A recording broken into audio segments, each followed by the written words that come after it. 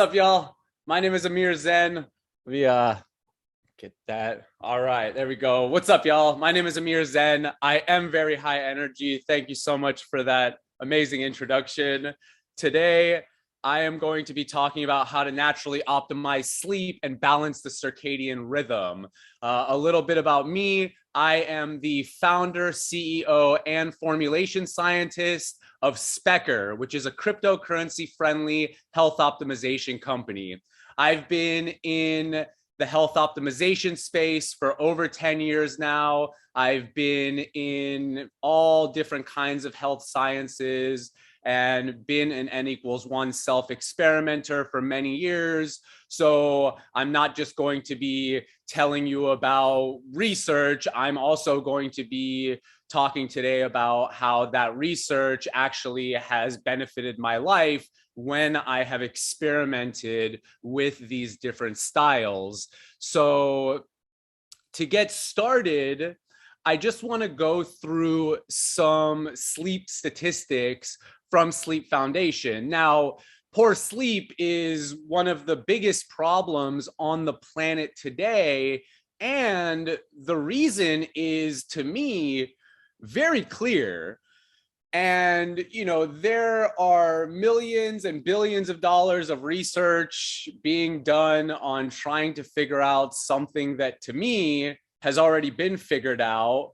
And people just need to implement these simple lifestyle changes into their daily lives so that they can optimize their sleep and balance the circadian rhythm. And the circadian rhythm that we're going to be talking about today is the sleep-wake cycle. And I'll be talking about other circadian rhythms as well, but we're primarily focusing on the circadian rhythm of the sleep-wake cycle. Now, some sleep statistics for you. This is pretty wild. 50 to 70 million US adults have a sleep disorder. 48% report snoring, 37.9% report unintentionally falling asleep during the day at least once in the preceding month. 4.7% reported nodding off or falling asleep while driving at least once in the preceding month. Think about how dangerous that is. Drowsy driving is responsible for 1,500 fatalities and 40,000 non-fatal injuries annually in the United States. Now, remember, these statistics are from the United States. So if we would add the statistics of the world, these numbers would be much higher. Insomnia is the most common specific sleep disorder, with short-term issues reported by about 30% of adults and chronic insomnia by 10%.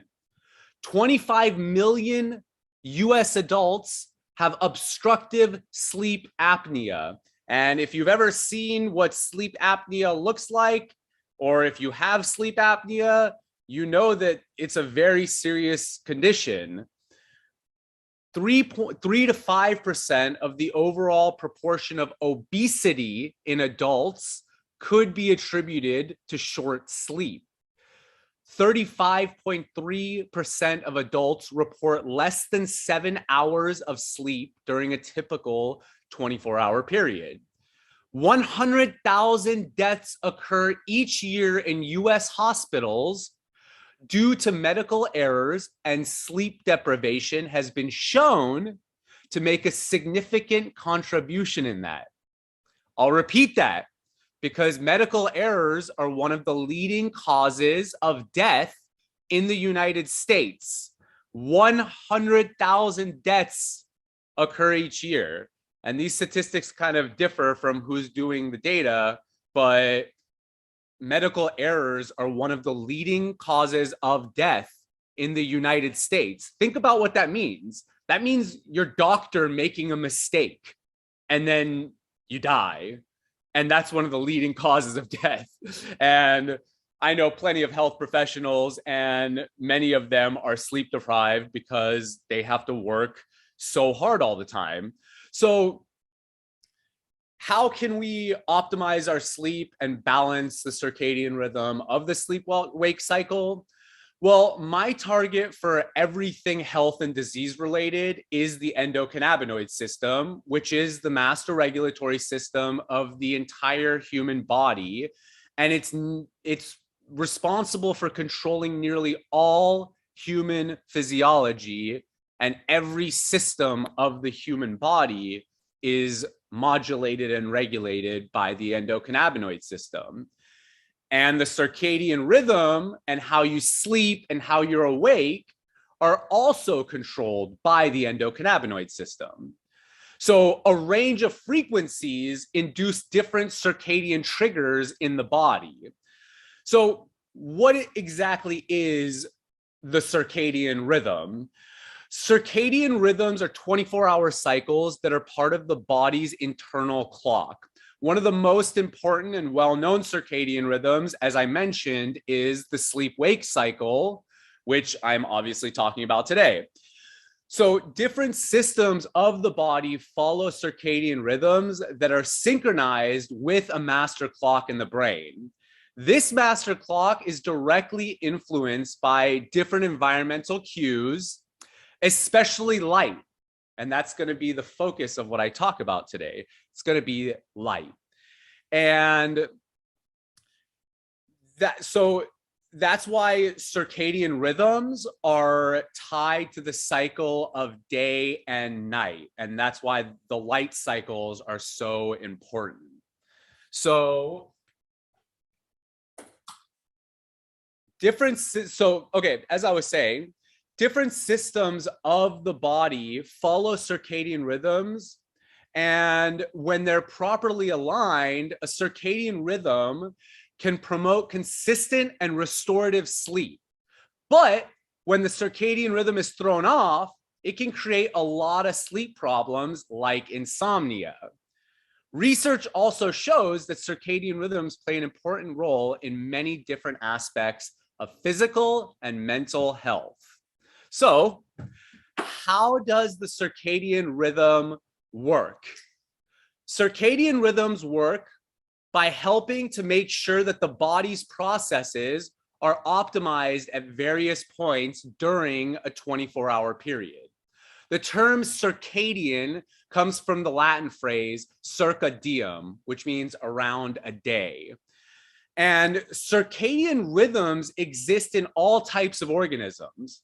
For example, they help flowers open and close at the right time and keep nocturnal animals from leaving their shelter during the daytime when they would be exposed to more predators. In humans, circadian rhythms coordinate mental and physical systems throughout the body. And so the digestive system produces proteins to match the typical timing of meals.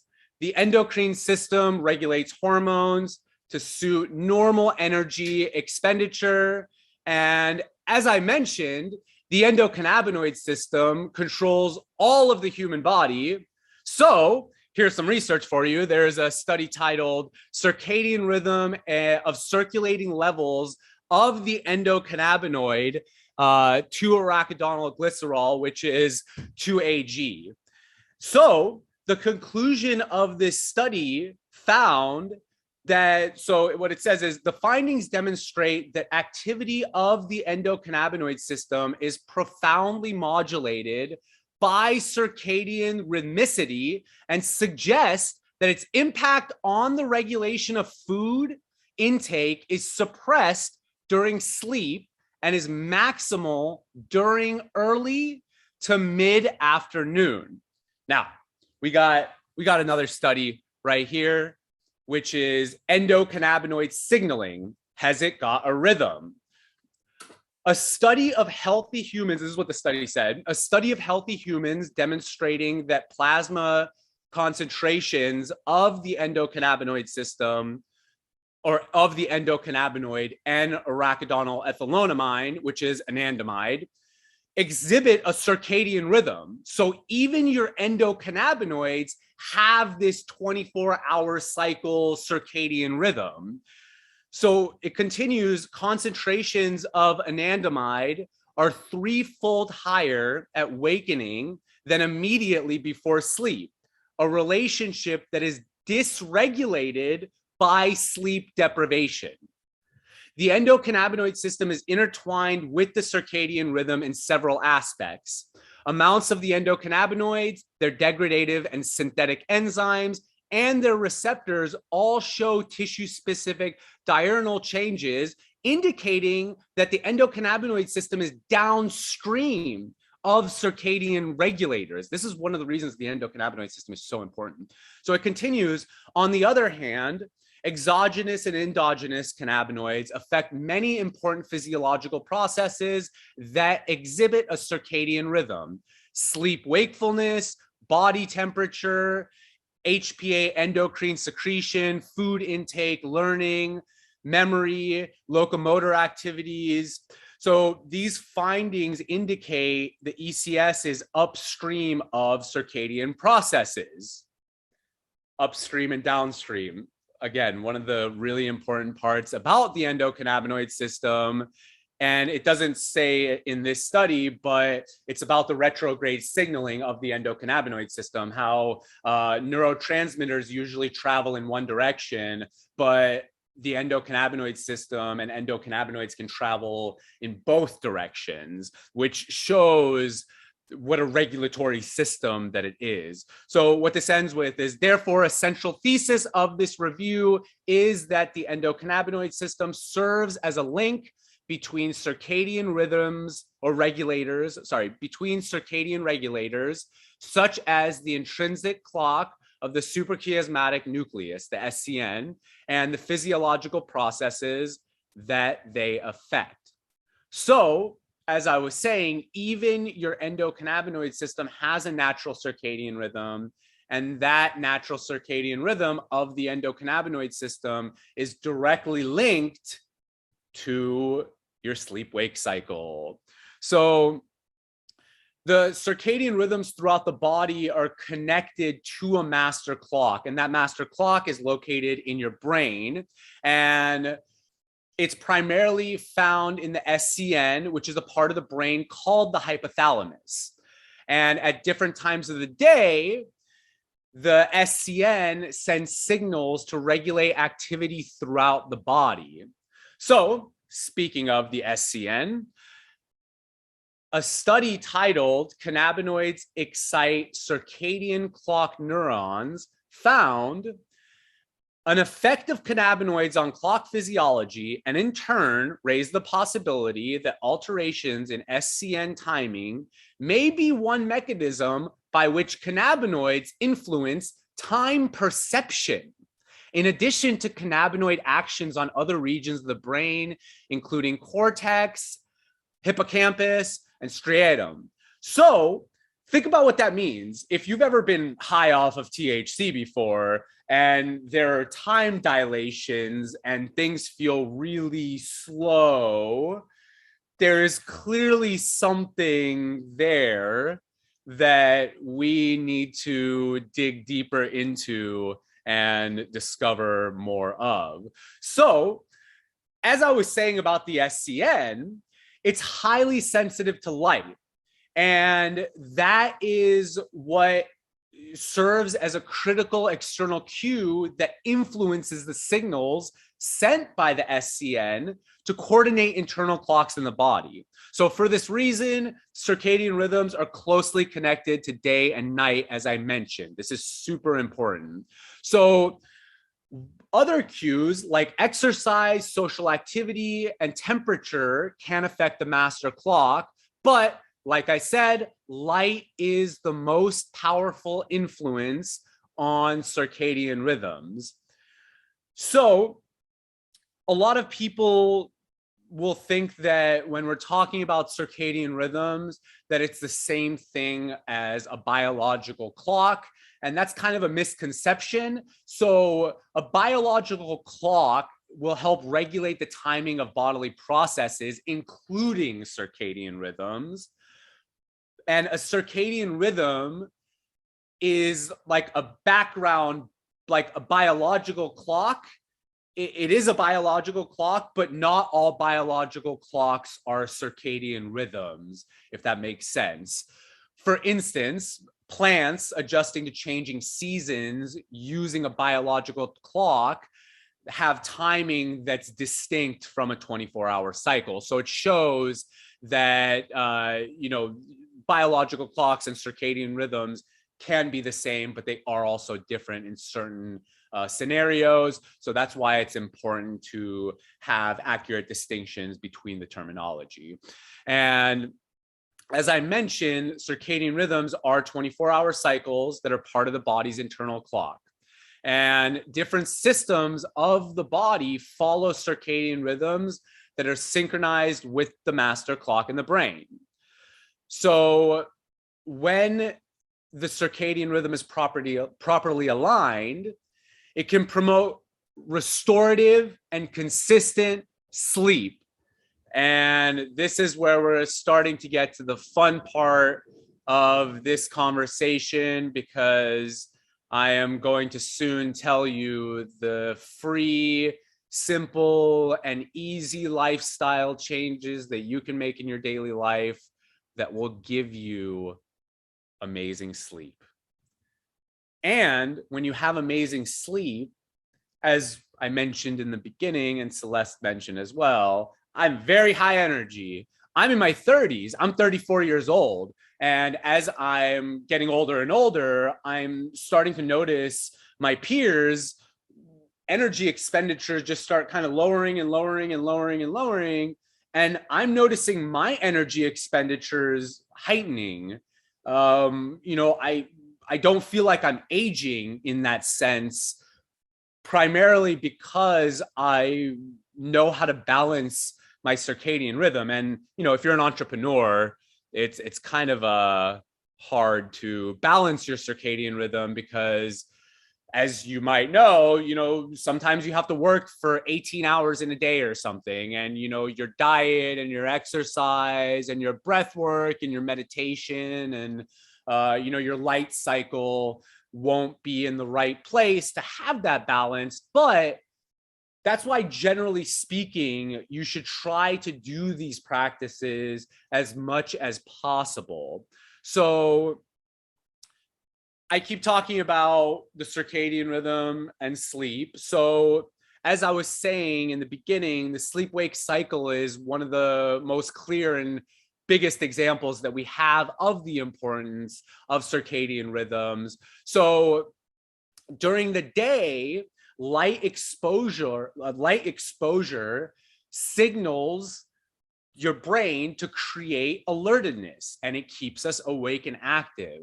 So, if you wake up in the morning and you're not getting any sunlight, and the first thing you get is artificial light, and then you're looking at your phone in your face, that's not going to be conducive to a balanced sleep-wake cycle. Now, when the sun starts going down, your brain starts adjusting, that master clock starts shifting itself as well. So you have to start shifting the external with what's happening internally to stay as balanced as possible. So in this way, our circadian rhythm aligns our sleep and wakefulness with day and night to create a stable cycle of restorative rest, and it allows for increased daytime activity. Now, as an entrepreneur, I have to increase my daytime activity as much as possible because I have to do 50 different things at once. So that's why it's so important. I mean, I do this for health primarily, but you can also primarily do this for efficiency as well. That's the cool thing about being healthy, is that when you're the healthiest version of yourself, it's the most efficient version of yourself with the work that you have to do as well. So when the circadian rhythm is thrown off, that means our body does not function optimally. And that is why a disturbed sleep-wake cycle, circadian rhythm, can give us serious sleeping problems, which will lead to serious health problems. As I mentioned in the beginning, sleep apnea, even obesity, can be caused by your body's internal clock being off. So studies have also identified that the circadian rhythm disruptions are potential contributors to obstructive sleep apnea. And like I mentioned, if you've seen sleep apnea before, if you have it, it is not okay. It is a serious problem. And the fact that so many people have to deal with this in the world is mind blowing to me. But then at the same time, when I see the lifestyle practices of the average person, it makes total sense to me that you would be having these kinds of problems, because if I have a drastically imbalanced sleep wake cycle as well, I start noticing health problems after just, a week or two's time. So as I was mentioning, this misaligned and imbalanced circadian rhythm can negatively affect your sleep in a bunch of different ways. And, there are just huge consequences to being irresponsible with your health, because that's really what this is. But the issue is the education doesn't really exist that's readily available on this topic in the way that I'm going to be talking about it today, because most healthcare today is so focused on incentive models that it's profit money incentive models, not healing the world incentive models as a primary incentive, that there's just all this money being thrown into sleep research. And then I'm sitting over here like, what are you guys doing? We've already got the solution. But as I was mentioning earlier, most of these solutions are free and nobody makes money off of them if you're using these lifestyle practices. The only thing I'm going to go through in this list, I think, that will cost you money will be, phytocannabinoids like CBD and THC, or, buying red lights, for example. So let's go through the lifestyle practices that I use, that I originally found through scientific research, and then I started implementing into my own life to figure out if the science is actually true or not. Like I mentioned, I do self-experimentation with my own mind and body, so that when I express these ideas to the world, I'm confident that they actually work. And one of the flaws I see in the health space is that people are making recommendations without actually practicing a lot of these recommendations themselves to know if they work beneficially or not. And, we can see in the cannabis industry that there's a huge problem when, doctors, the MD type doctors, talk about cannabis, and most of them have no clue what they're talking about. So, and they've never really used CBD or THC too much. So they don't really have too much reference. Well, they don't even know what the endocannabinoid system is for most of them. So hopefully that'll change in the near future. All right. So this is very important, because the lifestyle practices necessary for good sleep are all about what you do from the second you wake up to the second you go to sleep.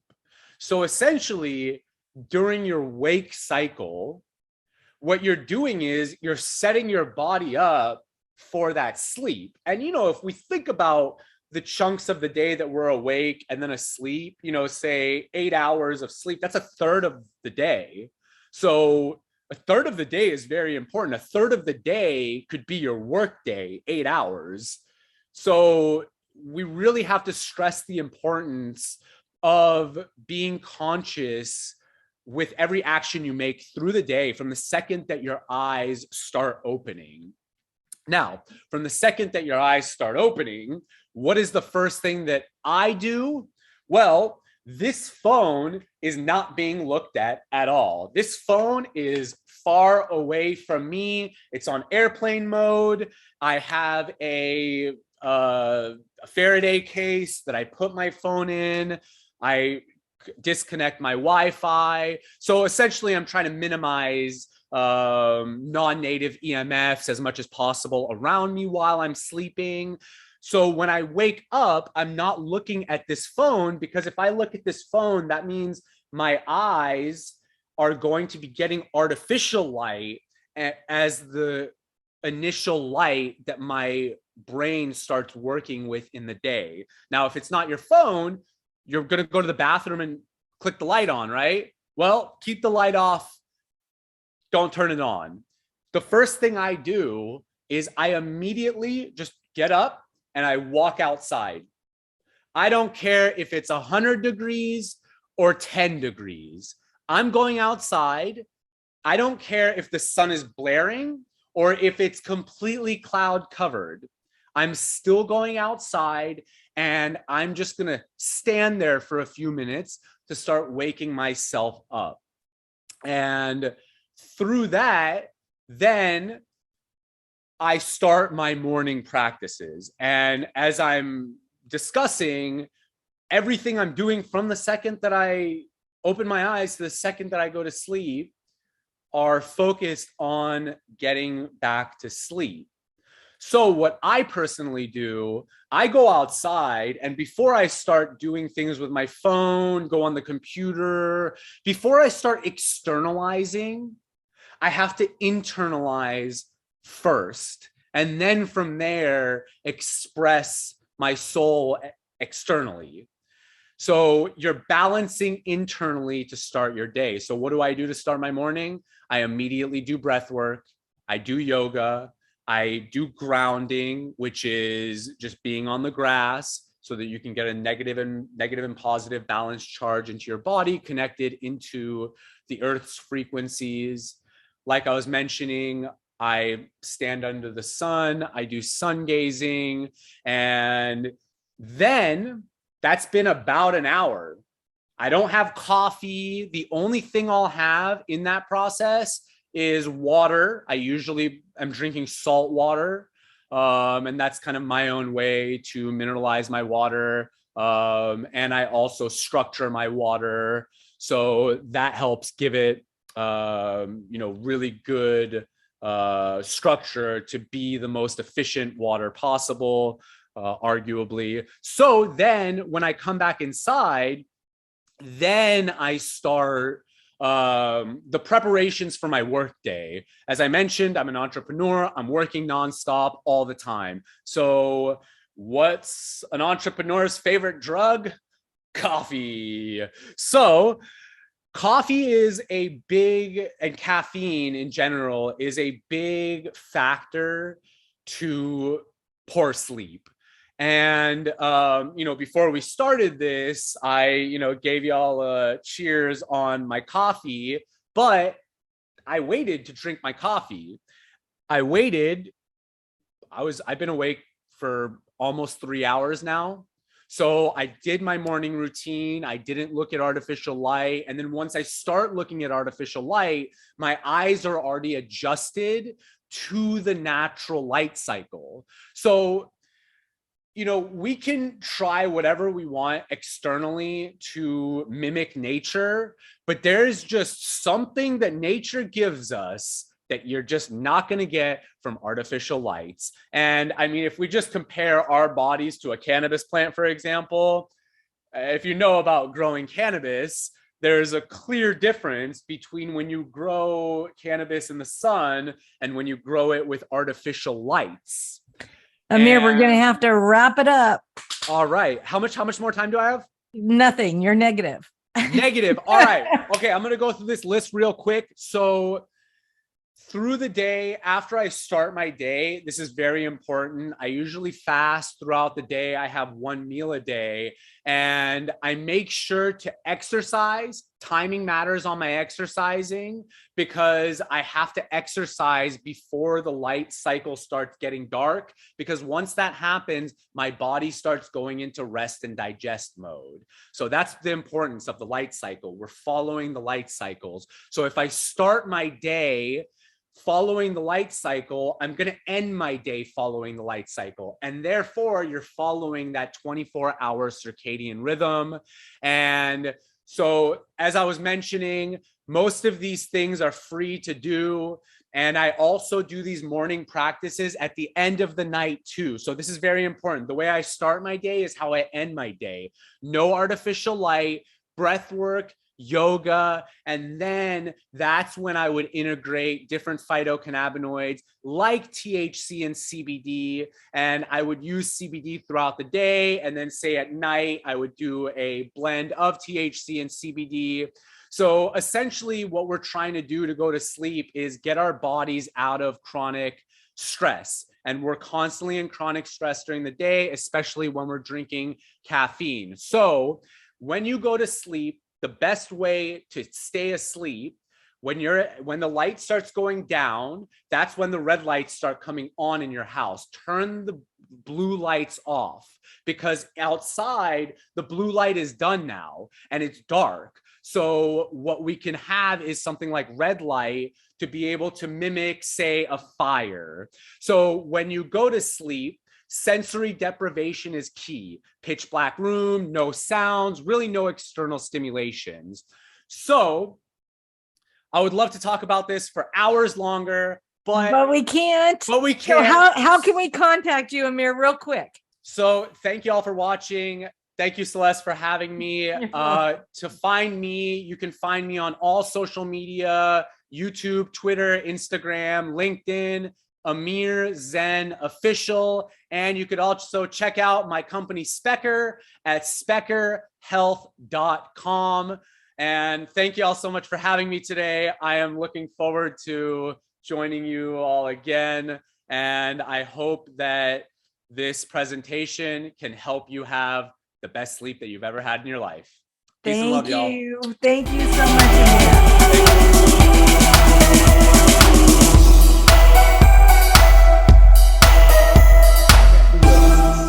Thank you so much, Celeste. Thank you for having me here, and thank you for the wonderful introduction. Absolutely glad to be associated with Holistic Lifestyle Conference and Expo that we are going to have next year. So at the start, I would like to invite everyone watching this. Please do join us from the 31st of May to the 3rd of June 2023 in Orlando, Florida. Absolutely would be wonderful to have you all there. Namaste. I'm Dr. Dhanwantari Kumar Jha, and today we are going to talk a bit about Ayurveda versus modern medicine. You might have heard about Ayurveda, you might have been wondering about Ayurveda, or maybe you have not heard about Ayurveda, right? So let's see what system of medicine this is and how this goes on. This is the Lord of Ayurveda. We in Ayurveda are usually the believers of energy, believers of God. And we believe that everything that happens to human life happens for a reason. And there is a supreme soul or an energy controlling us. You may be a believer of any religion. You may be a believer of Hinduism, Sikhism, Islam, Christianity, Zen, Buddhism, anything that you believe into. But you believe into some supremacy above you, because not everything can be controlled by the humans, right? So this is a small prayer to Lord Dhanwantari, the god of Ayurveda, the chief propagator of Ayurveda. So I just start with a small prayer. Namami Dhanwantari Madidevam Sura Surairvandita Pada Padmam Loke Jararu Bhayamrutyunasham Dhataramisham Vividaushadina. Basically, it's a prayer to the god of Ayurveda that hope you give us the power and strength to heal each and every pain in this world, to give all the humans a very good quality and a better and a longer life, and one who is the person or the energy to take away all our sins, all our problems, issues, and diseases, and who is the knower of everything in this world that can be used as a medicine. So our today's topic usually basically is Ayurveda versus modern medicine, standing the test of time. We are seeing this huge advent, I should say, around the globe about emerging traditional medicines across the globe. And then when you go to the base of all these things, or when you go to the base of modern medicine, you find that even modern medicine found its root or got its start from the traditional systems of medicines across the globe. Now, usually I don't like to call these systems as traditional systems of medicines because they were thought about, they were very well researched, but because of some lacking into writing or things during that time, or the system during that time, they were not very well documented. And so many times we like to call them as traditional, but they are not very traditional. They are actually scientific systems of medicines. Usually tradition is, if I follow something, even if it's wrong, I'll pass it on to my kids. But that would be a wrong following. So that can be traditional medicine, but scientific medicine is something which is scientifically proven, which has stood the test of time, which is our topic today. And that is why it has survived for thousands and thousands of years, and which, when passed to someone, will still stand true. So that's our topic for tonight. So this is Asclepius, the Greek god of medicine. This is where the origin of modern medicine happens. Modern medicine took many of its factors, many of its base. You would like to call it as modern medicine, you would like to call it as contemporary medicine, you would like to call the general medicine that we practice, or the most usual medicine that we practice in today's world, right? But if you go to the base, if you go to Hippocrates, if you see the base, it started from the traditional systems of medicine, probably a scientific system of medicine from the Greek medicine.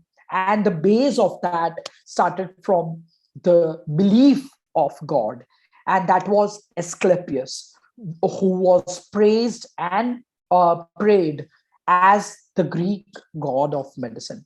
And you can see one staff in his hand with a snake twirled around, which is also the symbol of the medical fraternity, which even the modern medicine takes into account. Now, let's see a bit about the history of modern contemporary medicine, right? Now, the modern era began with Edward Jenner's basic discovery about the smallpox vaccine, right?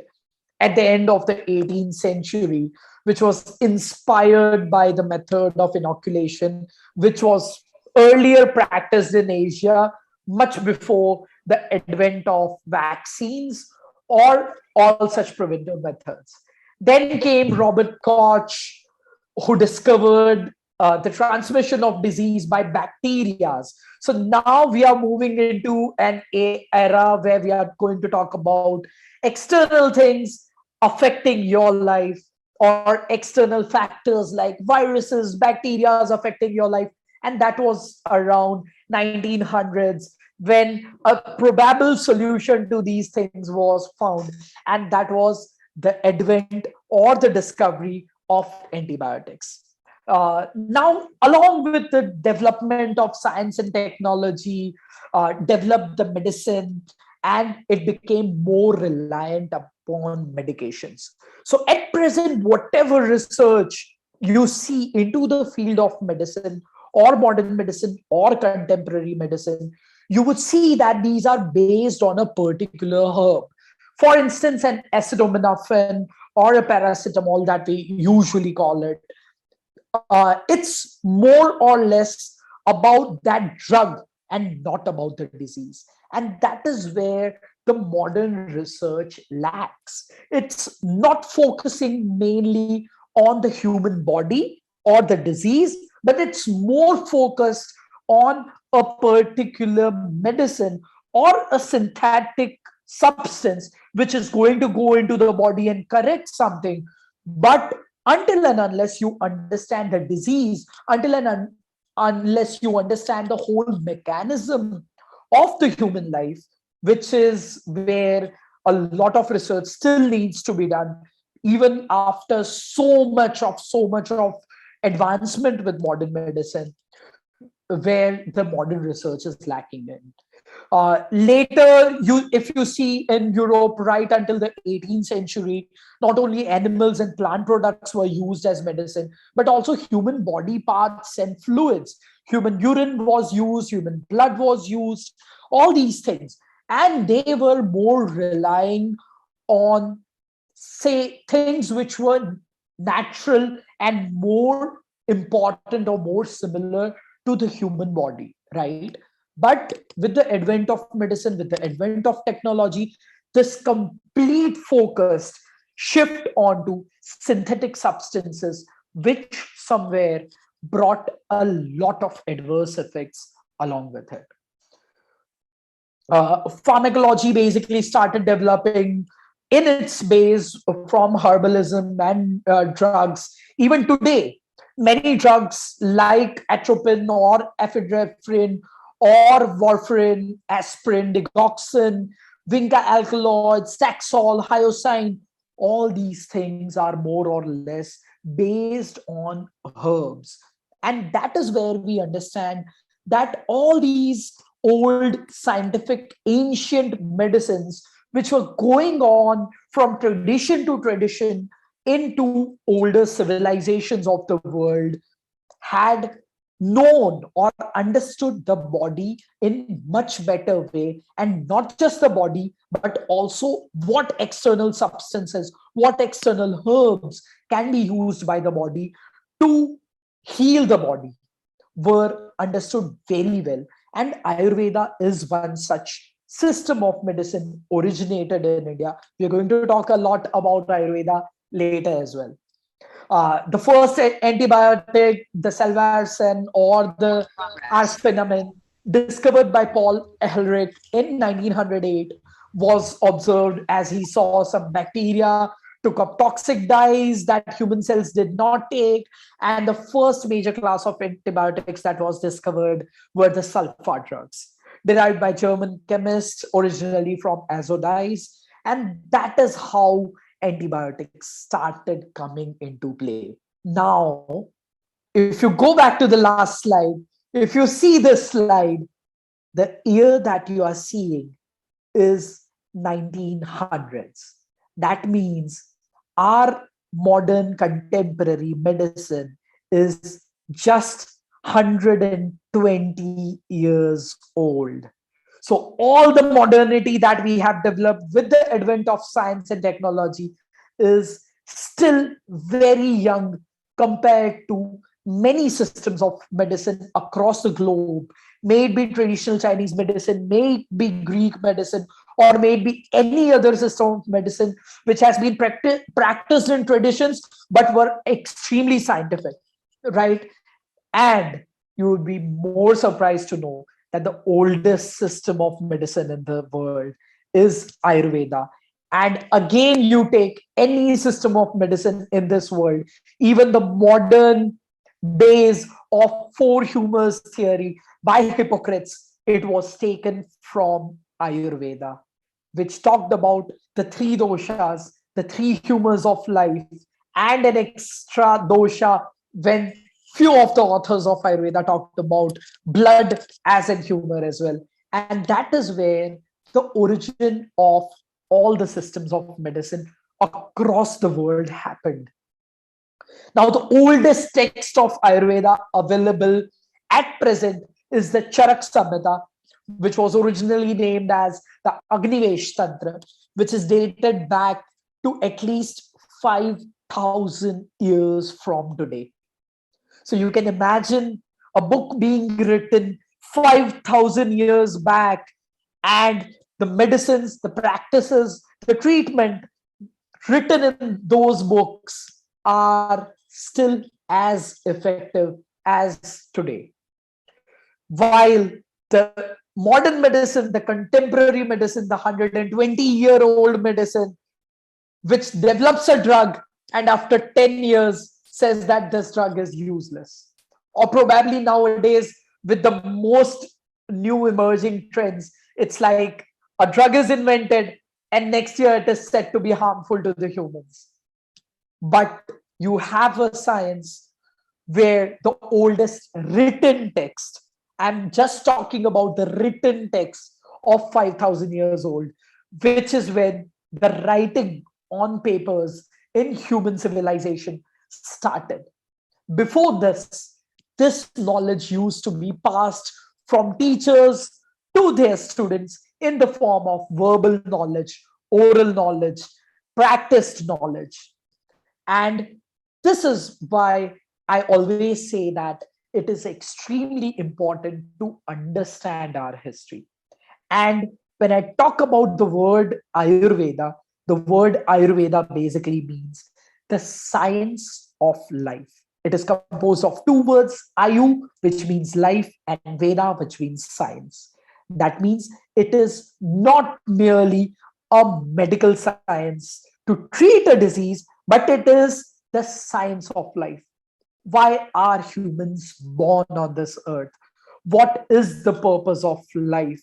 How do you live a conscious human life? That is what Ayurveda teaches you. That is what Ayurveda is meant for. And medical part of it is just a small part of this whole holistic, huge science. In Ayurveda, if you see these old texts, you would find mentions of how to dissect a modern medicine, modern body, or a human body, basically. If you see the history of modern medicine, the history of dissection is not very old. Uh, it may be about 400 or 500 years old, but Ayurveda used to talk about this even much, much, much before 5,000 years ago. Right? So dissection of bodies, anatomy of the human body, embryology, how a child is developed, how a child is born, talks about various patients of the world, various pains, various diseases, various ailments, the basic principles of human health, human life, the diagnostic tools for diagnosing various diseases, the prognosis, how and what, which disease will get cured, which won't get cured, which can just be managed by medicines, which needs surgery and treatments, and even surgeries were mentioned into Ayurveda. And even modern medicine considers Shushruta, the Ayurvedic doctor, as the father of surgery, because there has been mentions of plastic surgeries, labuloplasty, nasoplasty, head transplants, or things like that, which were explained into an extreme detail into these texts of Ayurveda, which were written about 5,000 years old. So you can imagine the base of this amazing science, right? The basics of Ayurveda kind of, because during that time, you can imagine there were no x-rays, there were no scans, there were no USGs or things like that. There were no blood tests and all. Because of the advent of technology, we have all these things now. So during that time, they had to establish a system through which you can understand the internal environment of the human body. And that is where they devised this system of 5 basic elements of the world. And then they said there are 5 basic elements of the world, which are ether, air, fire, water, and earth. So these are not just a particular element, but they are properties of substances. Say, for instance, ether. Anywhere where there's a hollow space, it's basically ether-dominated space. So our intestines have a huge hollow space. So that's an ether-dominated place. Air. Anywhere where there's a movement, the planetary movements, our body moving, my hand moving like this, all the thoughts going from my brain to my mouth and coming out, all this is due to the movement of air. Then comes fire. Any metabolism, any digestion, any conversion that happens because of this fire element in the universe and also into our body. Then the water, anything which is liquid, it just doesn't wish to say water, it means the property of liquidity. Our body is made up of water, but can we say it's just water, plain water? No, it's liquid, it's fluid, right? So that's water. And finally, earth, anything which is solid, the solid organs, our bones, all the solid things into the universe, which brings stability, which brings nourishment in our body, is earth element. So this is how finally they had described about this, and on the basis of this they made three humors, that is vat, pitta and kapha, which are basically the physiological functions of the human body. So whenever there are the different functions of the body, they define it in form of vat, pitta and kapha. And that is how beautifully they have devised this, so that you don't need any scans, you don't need any blood reports. You just, by the function of the body, you can say which function is affected, which dosha is affected, and what you need to do.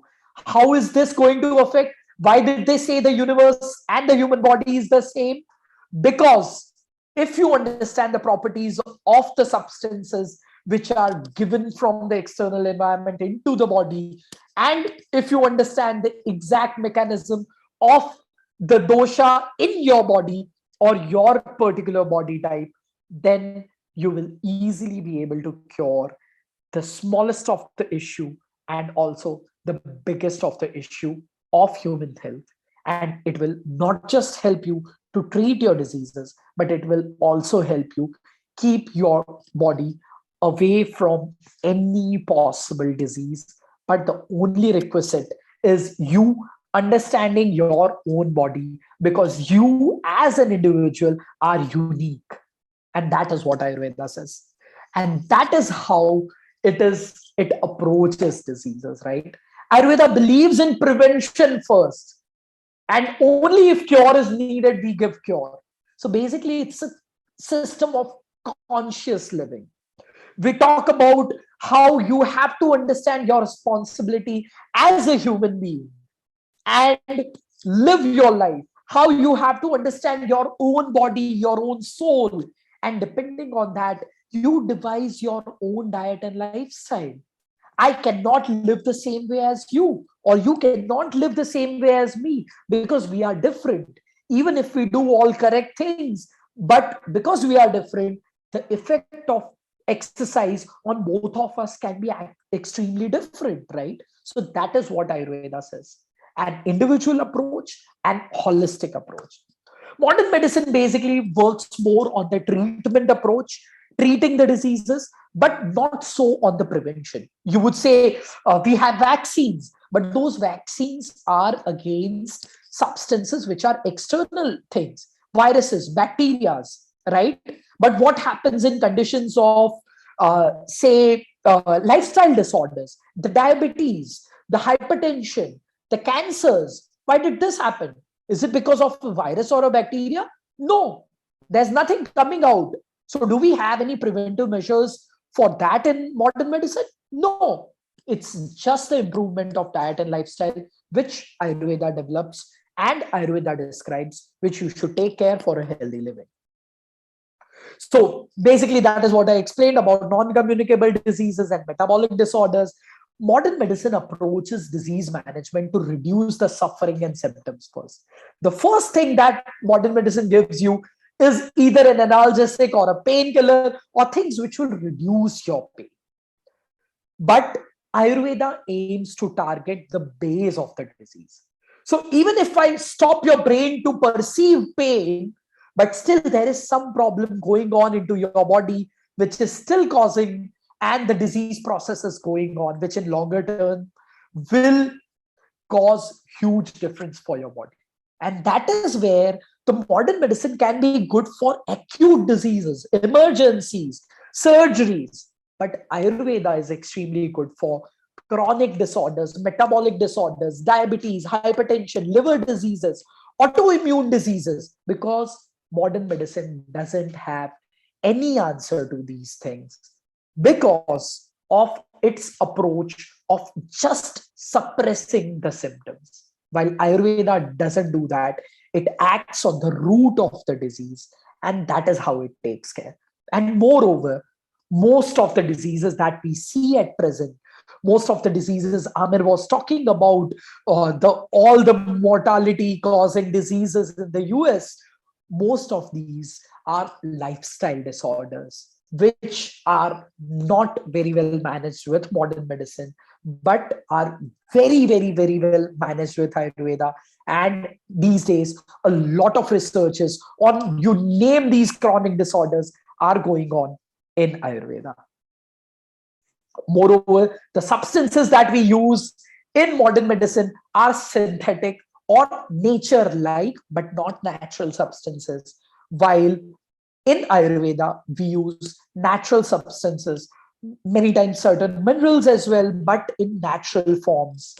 And that is why that natural substances as medicine versus similar to natural substances or synthetic substances like body or medicines or herbs comes into play with Ayurveda versus modern medicine. Naturally, whatever is around us into our nature is certainly suitable to us. While whenever you use an approach of individualizing certain things and using it, it is going to cause a lot of harmful effects to your body because nature has curated and created everything with utmost care, right? Everything in this universe is a medicine. But if you just remove something out of a particular whole drug, you are going to create problems.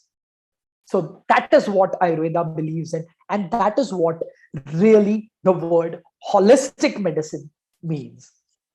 So usually these were the things, these were the points with Ayurveda and modern medicine. The few peculiar points about Ayurveda is your constitution and your inner balance. Ayurveda talks about a concept known as Prakriti. And as I said, each and every one of us is different. We have a different constitution. So the first thing is understand your own constitution, and no one else except you yourself can understand your constitution. And that is how Ayurveda approaches diseases and health. You see, even two twins. So a pair of twins, basically twins born together, don't have the same mindset, don't have the same body, may not have the same disease in the older life, right? That is because there is a peculiar constitution given to you during the time of your birth, along with various other factors. And that is where Ayurveda talks about the peculiarity. The second thing is balance. Ayurveda always says, samadosha samagnischa samadhatu malakriya prasannatmendriyavana swastitya bhidiyate. That means the definition of health is nothing but balance. Balance between your mind, body, soul, balance between the tissues of your body, balance between everything, balance between all the three doshas that I talked about and all, right? So balance is the key. Extremes are always dangerous. Then seasonal regimens. I'm extremely glad Amir had talked about the biological clocks, the circadian rhythm. There are two basic terms into Ayurveda, Dinacharya and Ritucharya. Dinacharya basically means the daily regimen. Ayurveda describes how you should live your day-to-day life. So that is what Amir was trying to explain. He was trying to give you a lifestyle, how you should live. So that is what Ayurveda gives you as well, how you should behave as a human. That is what Ayurveda tells you. And then a very wonderful thing is the seasonal regimen. Do we feel the same during all the seasons of the year? We are different at different phases of the year. And that is where Ayurveda tells you what season brings what changes. And during that time, what are the things that you should follow? Now, as I have already told, all the lifestyle-induced chronic disorders, all these diseases that you see on the screen, none of them are curable by modern medicine or even not well managed by modern medicine. but Ayurveda has answers to all these things. If you approach Ayurveda at the correct time, it is absolutely wonderful today, and it's a set basically because you can believe that it's a very nice time to talk about Ayurveda. Today, 28th July, is the World Hepatitis Day, also known as the World Liver Day. Liver is the only organ in the human body which can regenerate. It can regenerate, right? You put a small piece of liver into someone and it will grow into a full-size liver. But still, modern medicine doesn't have any answer to any liver disorders, while Ayurveda manages liver disorders like a boss. So all these places, Ayurveda works wonderfully well. We have a lot of researches nowadays where we have completely reversed absolutely most drastic and dangerous liver disorders in the modern society. So this is a bit about my propagation of Ayurveda throughout the world. So I have been teaching Ayurveda, I have been propagating Ayurveda, this holistic system, because I believe that if we try to understand the smaller aspects of Ayurveda, if we try to inculcate the principles of Ayurveda into our life, we are going to live a very healthy and happy lifestyle, and we can give a very good life to each and every human on this world. And also for our planet, we can do a lot with Ayurveda. So since 5 years, I have been working hard to propagate Ayurveda across the globe. So these are few of my works on yoga and Ayurveda in France, Corsica, Europe, Italy, Norway. So these are our teachings and the celebrations of Ayurveda and yoga. Now at places like China, where traditional Chinese medicine was already there, even there, Ayurveda is growing in popularity. And there also we are seeing a lot of people coming to it. Once you understand it, once you get into it, it makes a lot of sense. And that is why we are getting more and more popular across the globe with Ayurveda. And thank you so much. Thank you, Celeste, for having me here. And I'm also one of the advisory board members for Holistic Lifestyle Conference and Expo, because Celeste wanted an Ayurveda representative there. So I'm extremely glad, and I hope to see all of you next year in Orlando, US, and would be amazing to have you all. And this whole effort by the whole team of Holistic Lifestyle Conference and Expo, where East meets West.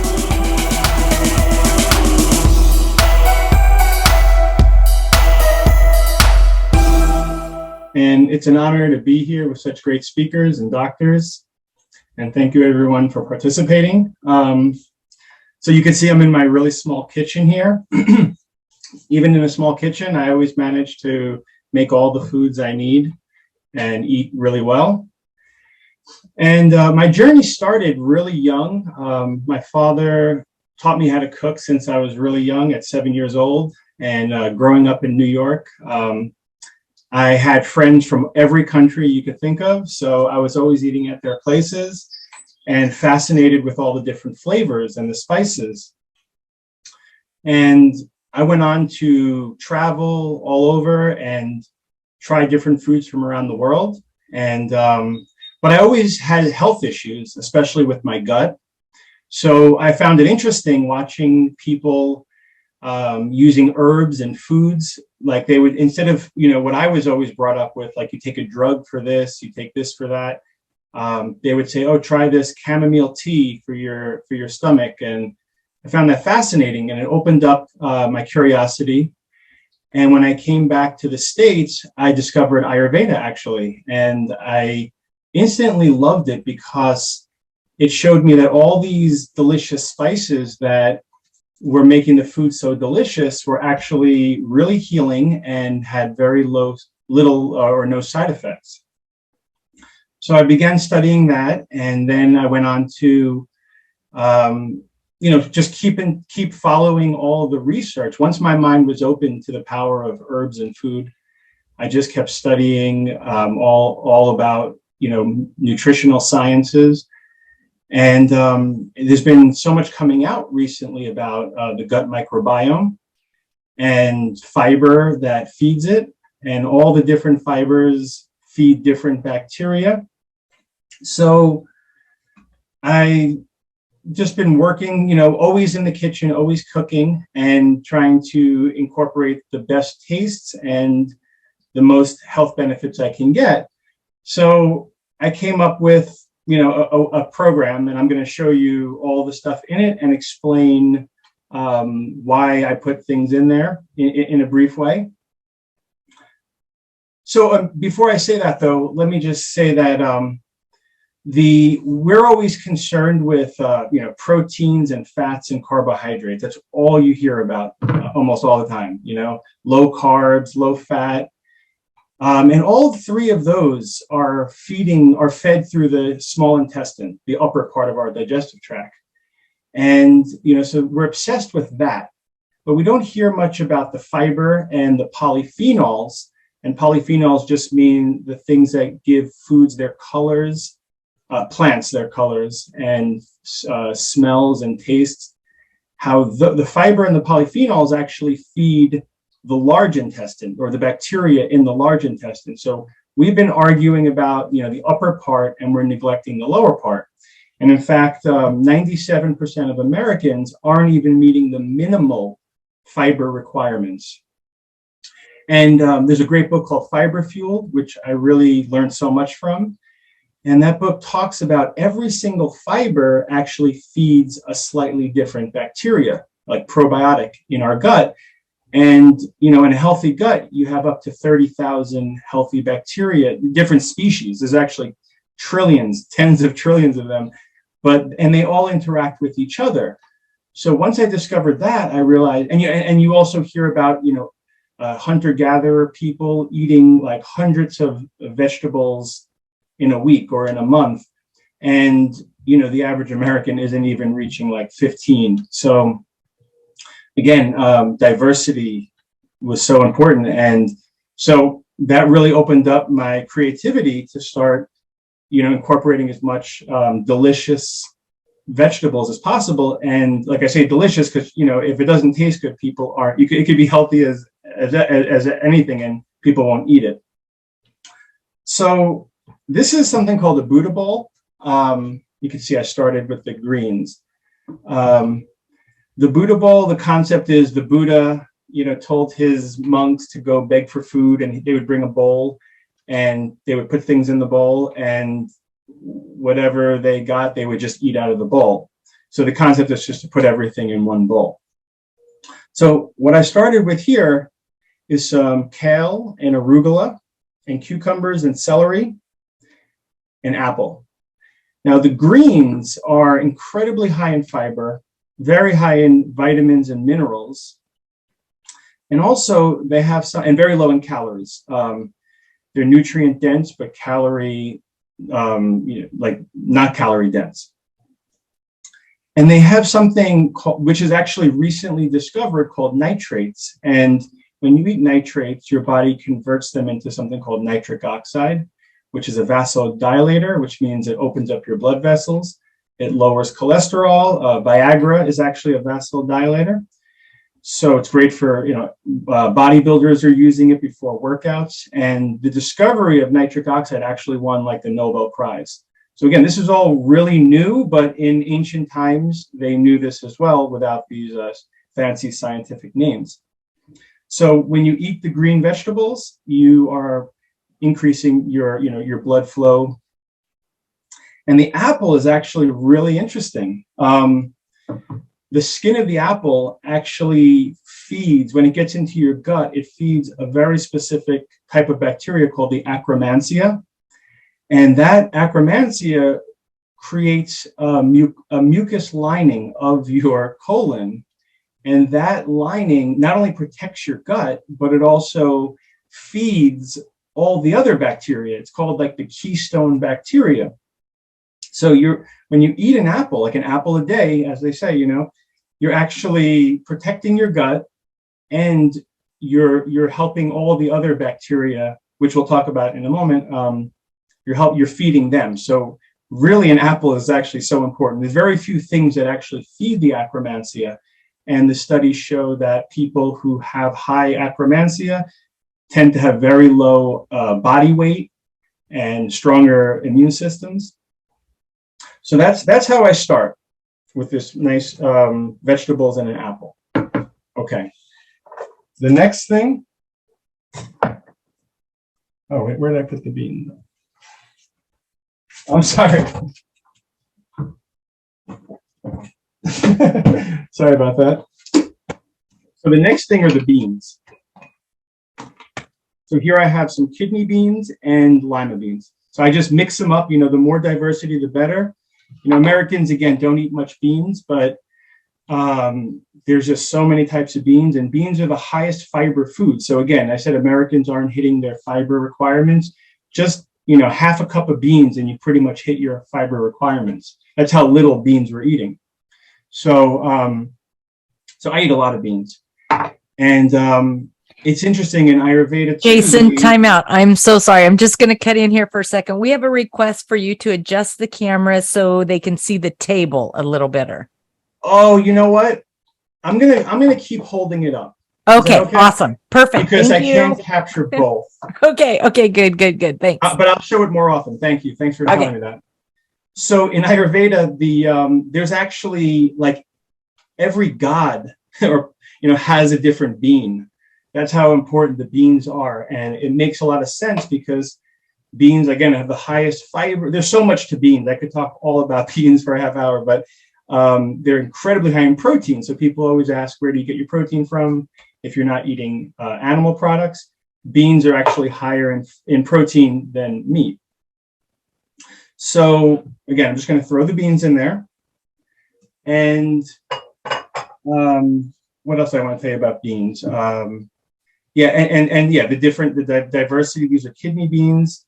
They have the red color. So keep in mind, everything I'm putting in there, it looks very pretty, because the different colors. Humans are one of the only animals that can see all the different colors, and every color has a different chemical which does a different thing. So just keep that in mind. The next thing I'm going to add is some broccoli sprouts. So broccoli sprouts are high in a compound called sulforaphane. A lot of you might have heard of it. It's incredible cancer fighter, immune booster. I'm just going to do that. And the sprouts, you only need a little bit, have 100 times the sulforaphane as mature broccoli. And they're really delicious and crunchy. So I grow these myself. It takes 5 days to make a whole jar of this. It's really simple. You just have to water it every day. And then mix that in there. Okay. Now we have a whole grain. This is called millet. It's a whole grain, very high in fiber and antioxidants. Remember, all the different colors, all the different fibers are all doing different things. You don't have to know all this. You just have to enjoy it. That's what's so cool about this. But it's just really nice that the science is backing it up. Now, keep in mind, animal products have 0 fiber and 0 polyphenols. So, by mixing up all these different fibers, you're getting all different polyphenols. I mean, we haven't even begun to identify and study all the benefits of all the polyphenols. Just like one thing like turmeric or even coffee has hundreds of polyphenols that all have different benefits, and they work together. That's why it's really important to eat a whole food, to eat the whole thing. Most things are processed. Whole food just means it's a vegetable, it's a bean, it's a grain that's unprocessed. Whereas bread is a processed food. All right, so we got the grains in here. Next, I'm going to add some potatoes. These are just baked potatoes. Now we hear, potatoes have a really bad reputation because of the carbs. But, you know, generally, I won't get into it too much now, but really carbs are only a problem when you're mixing them with fat. So if you're eating a potato with a lot of butter and sour cream, then you're going to have some problems. But on their own, they're actually very good for you and don't affect your blood sugar the way, you know, even doctors believe. And here's what's really cool is when you cook a potato and a grain and a bean, actually, and then you let it cool off. So these are in the fridge. Everything I do, and I teach this, is to cook about 2 hours, prep all this stuff, and then throughout the week, you have it ready to go. So it doesn't take much because everyone's busy. That's the whole purpose, is to be able to get all this delicious stuff, save a lot of time, and also save money because, you know, beans are very inexpensive. Most people think like eating healthy is expensive, but that's if you buy all the packaged, processed kind of stuff. But I was saying about the potatoes, when you let them cool off, it actually reduces it, the starches turn into something called resistant starch. And resistant starch actually doesn't get digested. It goes into the colon and feeds the bifidobacteria, another type of bacteria, which is you'll hear a lot about. So basically, you're getting 40% less calories, plus you're getting additional fiber. So then potatoes become a superfood. So I'm going to add a couple of potatoes here.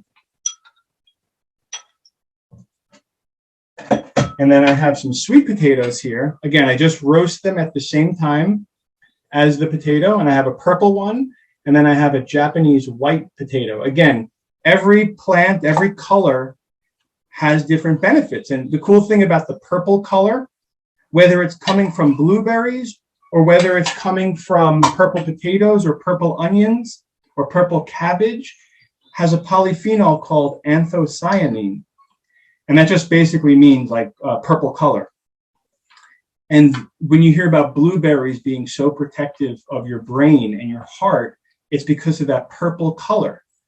The bacteria in our gut eat the purple color, believe it or not. Like they actually eat the color and they produce chemicals called postbiotics. And then those postbiotics heal us. They're incredibly powerful antioxidants and do all types of things that science is just beginning to learn about, actually.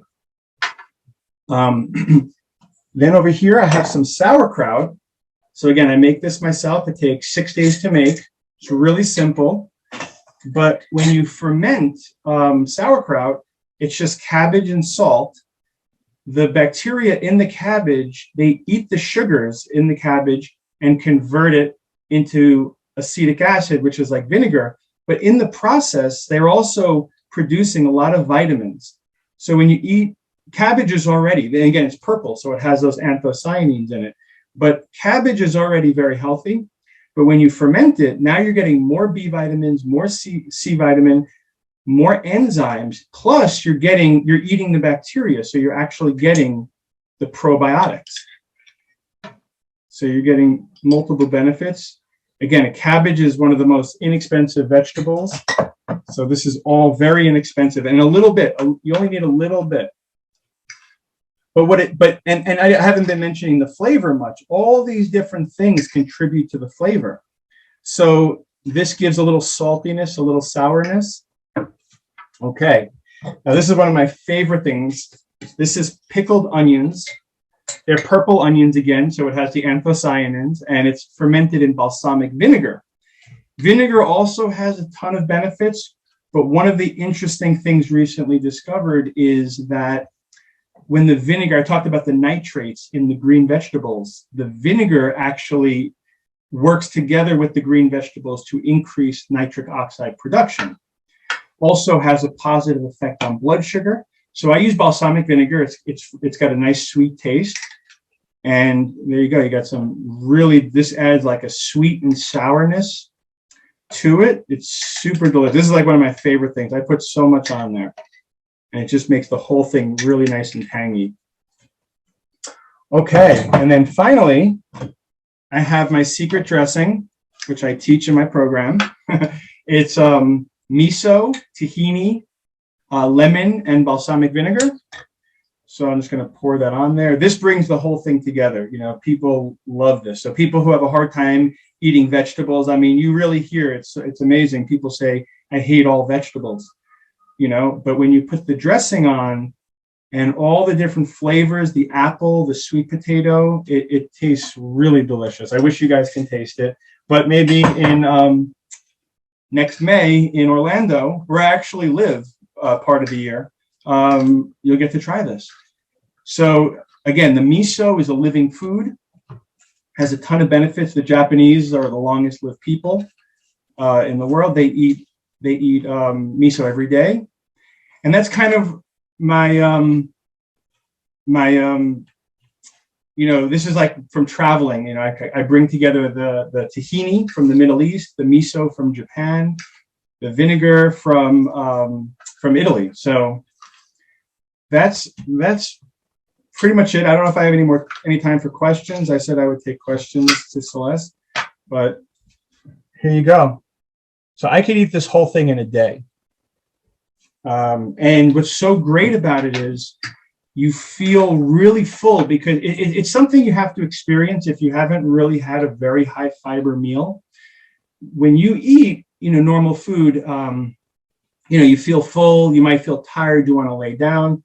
When you eat food that's not calorie dense, but it's fiber dense, after about, you know, 45 minutes after eating, it's like you're almost having the second meal effect in your gut. And you know, the gut bacteria, just a little side note, they produce 85% of your body's serotonin. So, you know, there's a lot of drugs people take for their serotonin. So you could produce it yourself in your gut by being compassionate. Like, you know, we're always eating for ourselves. I like to think of it as you have these little babies or these pets inside your gut. They're working for you around the clock, but they want to eat fiber. And we have not been taught to eat them, to feed them the fiber that they want. Too busy arguing over protein and, you know, and carbs and all that kind of stuff. So thank you so much. Hope that was interesting.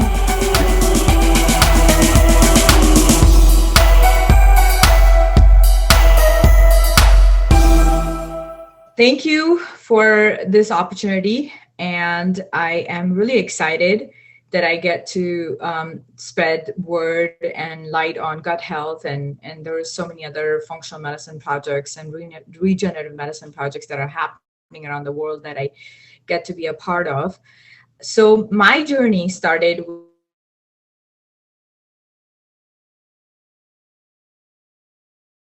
So that was my turning point where I had to really dive into lifestyle medicine and also understand how the body works and how the gut works, because I had such bad problems with gut that I wasn't even able to even lie down on the bed, and I had to sleep on a recliner for about 6 months. So that was not very pleasant, and that's where everything changed for me, because all the answers I was looking for was basically outside of what I was studying with pharmaceuticals. And you know, I've done 9 years in pharmaceutical industry, because I have a bachelor's in pharmaceutical sciences and I have a doctorate in pharmacy, so 4+4, and then in between there was some internships and, you know, different things I was learning. So I do understand where both the different worlds come from, and that's why I wanted to be more holistic. And I found out that I had leaky gut. So I started understanding what is leaky gut and how is this happening. So leaky gut syndrome is a digestive condition that affects the lining of our intestine and, of course, stomach too.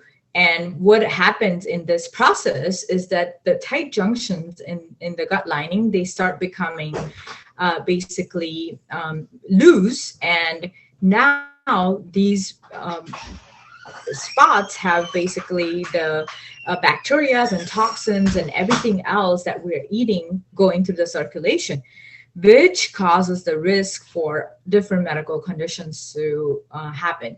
So I always tell my patients that, you know, that your great health starts with good gut lining, And you can decide if you want to have amazing health or hell right here. You can experience both. And I feel like I have been through that process, and that's why I know what it feels like. So a lot of doctors or the modern medicine world does not recognize leaky gut as diagnosable, but that's not true, because there are tests available that I use, and two of them are basically, the first one is secretory IgA, which is a unique type of gut immune biomarker. So when SIGA is ordered, we can really see if it's out of range, how your gut immune system is doing. And then I also order zonulin, and that's how I can tell the degree of a leaky gut, because zonulin is a molecule that only goes into the bloodstream when these tight junctions have become loose. So all the chronic illnesses that we see, they all start in the gut, and that's why gut is such an important organ, I would say, or part of the body that we can really look at when it comes to diabetes, any autoimmune, cardiovascular problems, or all the cancer even starts there. Because when all these chronic illnesses are not really addressed properly, that's when the cancer really happens. So how do you manage your gut health? And, most people, I would say, if you look at how our modern day world has become, I would say not just America now, it's all throughout the world, be it India, or even when I was in China, I saw a lot of people who were obese. So a lot of people are going through gut problems, and that's why 70 to 80% will report some kind of gut symptom, right? It could be acid reflux, or these are obvious symptoms I'm talking about, right? When they are experiencing different problems like flatulence, acid reflux, burping, belching, constipation. But the funny thing with leaky gut is sometimes you get so used to these gut issues that they don't even become prominent in your life. But then there's other problems that come with it, which is eczema, skin rashes that are unexplained, allergies that are recurring, joint issues, migraines. All of these are not directly related to gut problems in the modern world, but that's where they're stemming from. And that's why I created this guide that can really help us understand. So this is what I was talking about when it comes to the normal junction where there's no space. And then there is this, inflammation that's happening because junctions have become loose. So that's where the pathogens, allergens, and other toxins are going through the bloodstream. So that was my introduction to the leaky gut. Now, how are you going to combat this, and how are you going to make sure you can actually get some results that you're looking for? So the first one I always tell my patients is keep a food journal, especially when your symptoms are really exacerbated, because we really need to pay careful attention to what is causing an immediate acute reaction in the body. Body is very intuitive, and it is always telling us all these I would say signs and messengers are being sent. But if we are not paying attention to it, that's when we fail to recognize what's happening. So having a food journal really helps, because some people might need a FODMAP diet, or some people need to exclude nightshades, or they need to exclude complete sugar. It all depends on how their body is reacting to it. And of course, there is an expensive nutrigenomic test to that also that we can order. And that is a part of my process when I do the 90-day gut healing program for my patients. So it just depends on what's causing the sensitivity to your body, because at one point when the leaky gut is very, very high, your body will start not recognizing, basically, instead of recognizing simple holistic molecules that are created by nature and earth that are food, we're not talking chemicals, but because of the chemicals, all the damage that's happening, now these good quality, high quality molecules have become foreign to the body. And that's when we start reacting to these things. So if we can calm the immune system down and the inflammatory response down and bring the immune system up, these allergies, food allergies, actually go away. So I've had patients who would be allergic to nightshades, but then they love nightshades, and I tell them, give me time and we can actually introduce nightshades again. So it just depends on how everyone's genetic makeup is and how we can heal the gut and how much damage is there. So make time for one change at a time. When you introduce too many things or take away too many things, we don't know what exactly has worked. So that's why I don't want to do a complete elimination diet in my program, because it's really hard when you do a complete elimination, first of all, to follow. And then, it is a long process. Sometimes it could go on for 3 to 6 months. So I eliminate all the inflammation causing molecules first, and then see how a clean diet would do for them, and then introduce one thing at a time. And of course, when I order tests, there is more clarity to it. So it's a whole system. It's an ecosystem that I have been able to create that really helps. I'm big on base nutrition.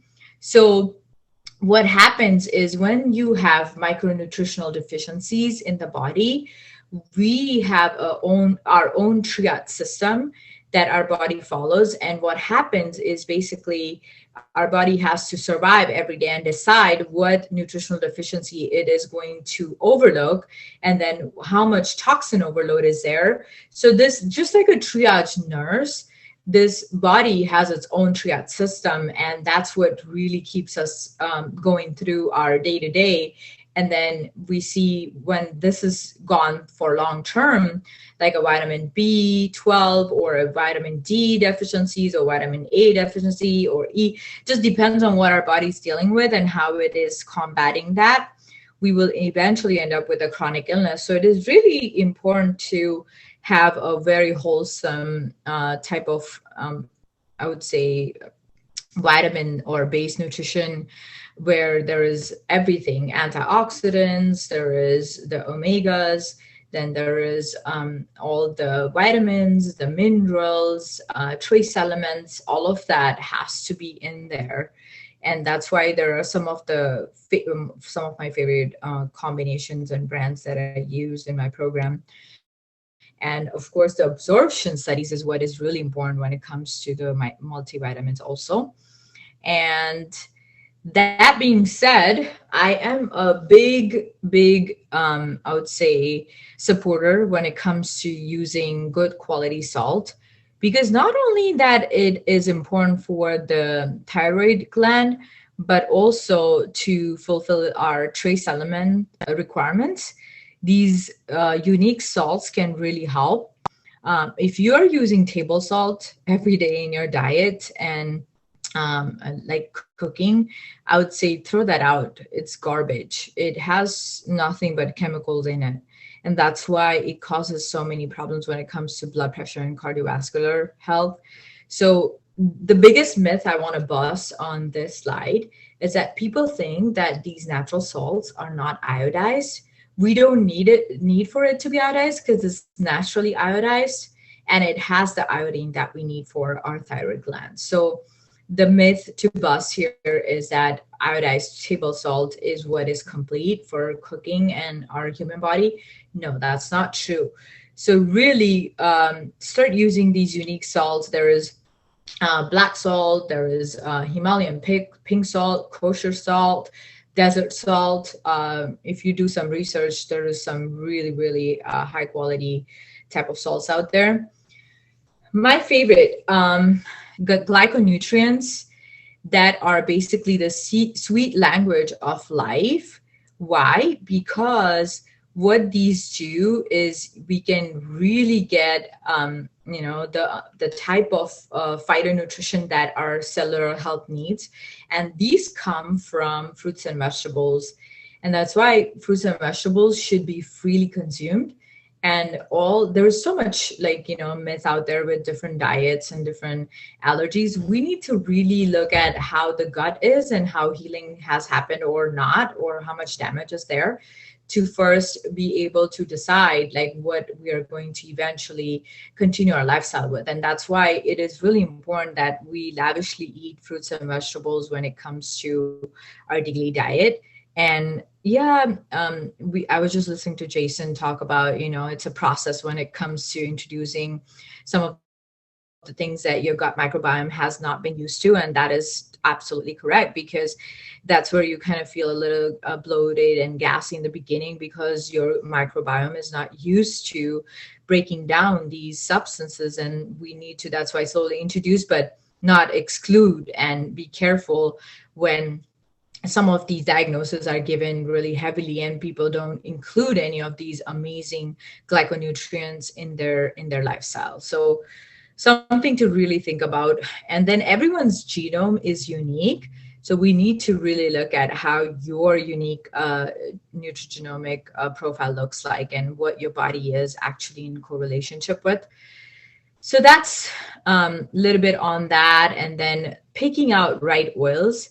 I cannot emphasize enough when it comes to usage of right oil, because what really decides usage of oil when it comes to creating raw food, or creating cooked food, or frying, deep frying, broiling, whatever it is, or saute, pan fry, we need to look at the smoke point when it comes to that, when we're cooking with the right oils.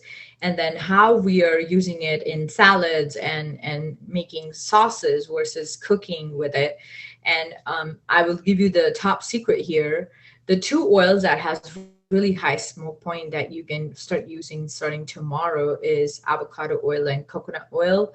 And you could even combine the two. And then, of course, have these high quality fish with I would say salmon, mackerel, with a high amount of omega-3s that you really want to get your body to. So that's my little bit on that. And then we are going to talk about something that a lot of people are going through, but they are not even aware, which is yeast infection. And yeast infection, again, like just like leaky gut, sometimes it's obvious, like oral thrush, or like if you have yeast infection that you're going through in the body, then it'll show up in your genitals. But then other than that, sometimes it could just be like a lot of cramps and belching and burping that people don't really understand, that it's overgrowth of Candida albicans that is happening in the body. And that's why we need to make sure that we're daily including anti-yeast in our diet. And what you see in the picture, I would say garlic is one of the most important, I would say, herb that really helps with that part. But there's other, like olives also really help. And then when the infection is very high in amount, then we have to go with therapeutic doses. If you don't have any active infection, or you're just trying to clean up your diet, then just including it in your daily diet is really, really important. So that being said, now we're going to talk about the nutrient deficiencies that we talked a little bit earlier about it when it came to the multivitamins. But when it comes to like basic nutrients, we need to have more variety and colors in our diet. When it comes to all these colorful fruits and vegetables, that's what nature created for human body to be symbiotic with. And excluding food that are actually really high in quality is not really helpful to the body. And that's why you need to be careful when you start excluding things, because you could be heavily depleting some things that you really need and have excluded without any proper reasoning in it. So again, base nutrition is really important. Micronutritional deficiency is something that we don't want to really prolong it for too long. That's where a lot of chronic illnesses happen, because of the triad system of the body. And I think we have someone talking about intermittent fasting. right? So you guys must have learned about that. And fasting is absolutely amazing when it comes to cellular detox and gut healing. So I myself, I fast minimum 12 to 14 hours. If I can do it and I have the bandwidth, if I'm not traveling and my schedule permits, then I go for 20 to 22 hours and sometimes even 24 hours. In the Indian culture, fasting is huge. We have picked out certain days that we really fast, usually Tuesday, Thursday, depending on what we are, trying to gain from fasting is how we see it in Indian culture. But I would say doing at least like daily 12-hour fast, that would be ideal. And then if you can do even more, once a week, try to go for about 20 hours. And that's what is really going to help with your leaky gut and gut healing.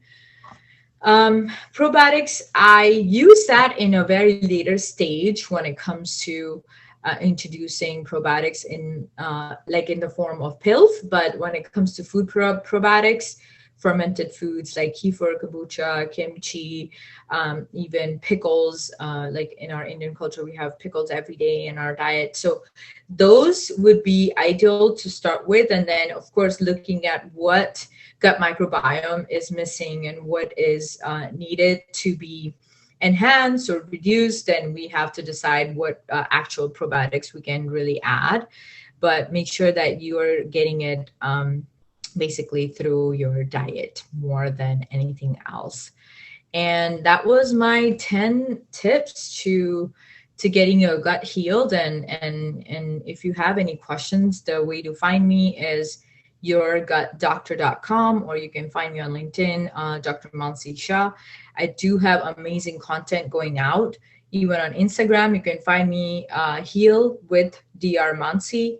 So that was my short guide on how to heal your gut, and I am complete with that. Dr. Shah, I do have one question. Probiotics. Absolutely.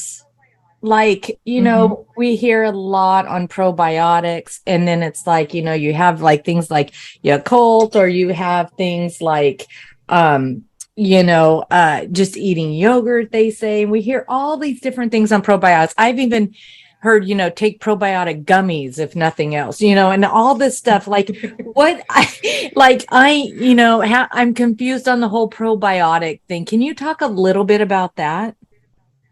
Absolutely. So probiotics are something that can really enhance our gut health.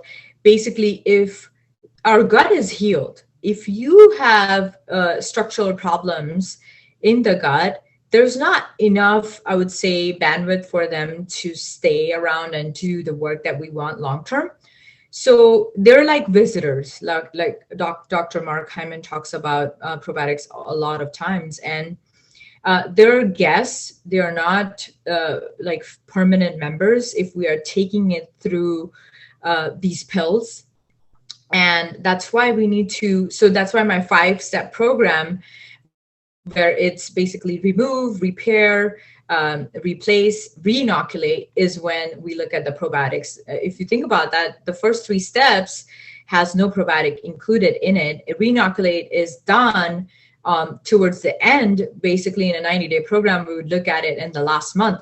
But before that, we want to have a healthy gut lining and then have enough prebiotics. So even what you have in the body can enhance and expand. And then your food can really add value for these enhanced, I would say not probiotics, but the gut microbiome to expand and have that room to grow, if that makes sense. So we want to make sure that the gut is healed and there is no structural problems or leaky gut is there before even taking probiotics. And that's why a lot of probiotics don't really give you the results that you're looking for when it comes to gut health, if that makes sense. I see. Interesting. Okay. Now also somebody's asking about, I think they just chatted me here. What is about intermittent fasting and how that affects gut health, or if it does at all? It does, absolutely. And that's why I have it in my guide. think about this, right? Every time you eat something, your immune system, your gut, your microbiome, your juices, the digestive juices, the enzymes, everything has to work. So think about a car that gets overheated and overworked, and you've been not giving it any fine tuning or breaks to it, in the sense like if you keep driving it, then it is going to get burdened. And that's why whenever I have a major autoimmune patient or a cancer patient or a gut problem patient, I tell them to at least have 14 to 16 hours, because that time that we do like intermittent fasting and drink water or just herbal teas, whatever you have taken as your protocol. Sometimes I allow bone broth also, but like plain bone broth when it comes to usage of that in the fasting, then we're just really nourishing those cells and helping them detox and heal. So that's one of the things that is really crucial to gut healing. Interesting. Okay, awesome. Well, that's all we've got for today. Where can we get a hold of you at? yourgutdr.com, and you can find me on Instagram, Heal with Dr. Mansi, or just type in Dr. Mansi Shah on LinkedIn, and you could probably find me through the city if there was a few of them. I'm in San Diego, California. So yourgutdr.com is the best place to find my info and follow me.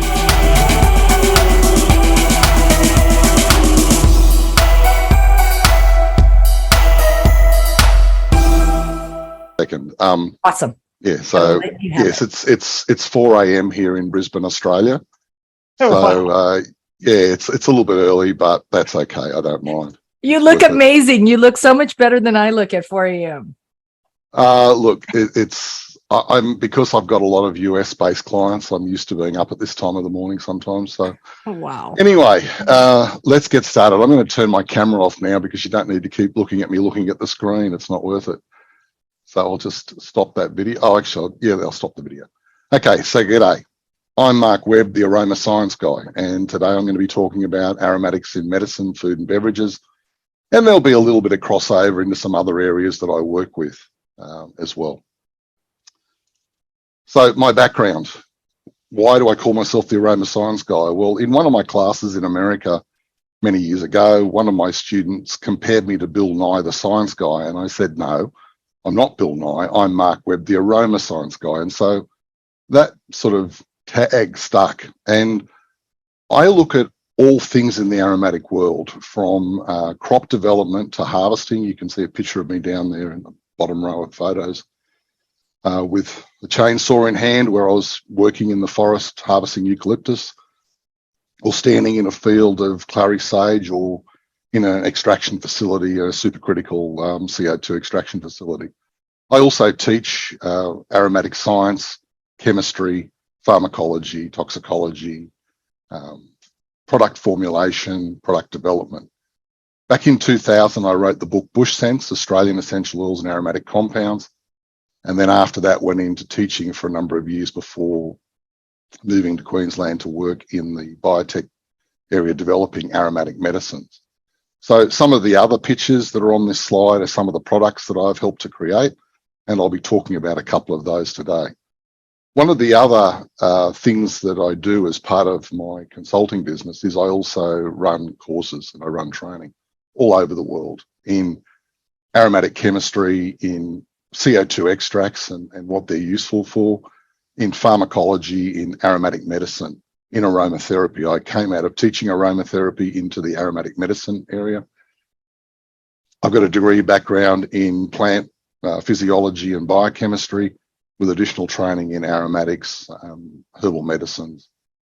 Plus, I'm also a member of the Australian Cosmetic Chemists Association. So I've got a fairly diverse, broad background, and I love traveling and teaching.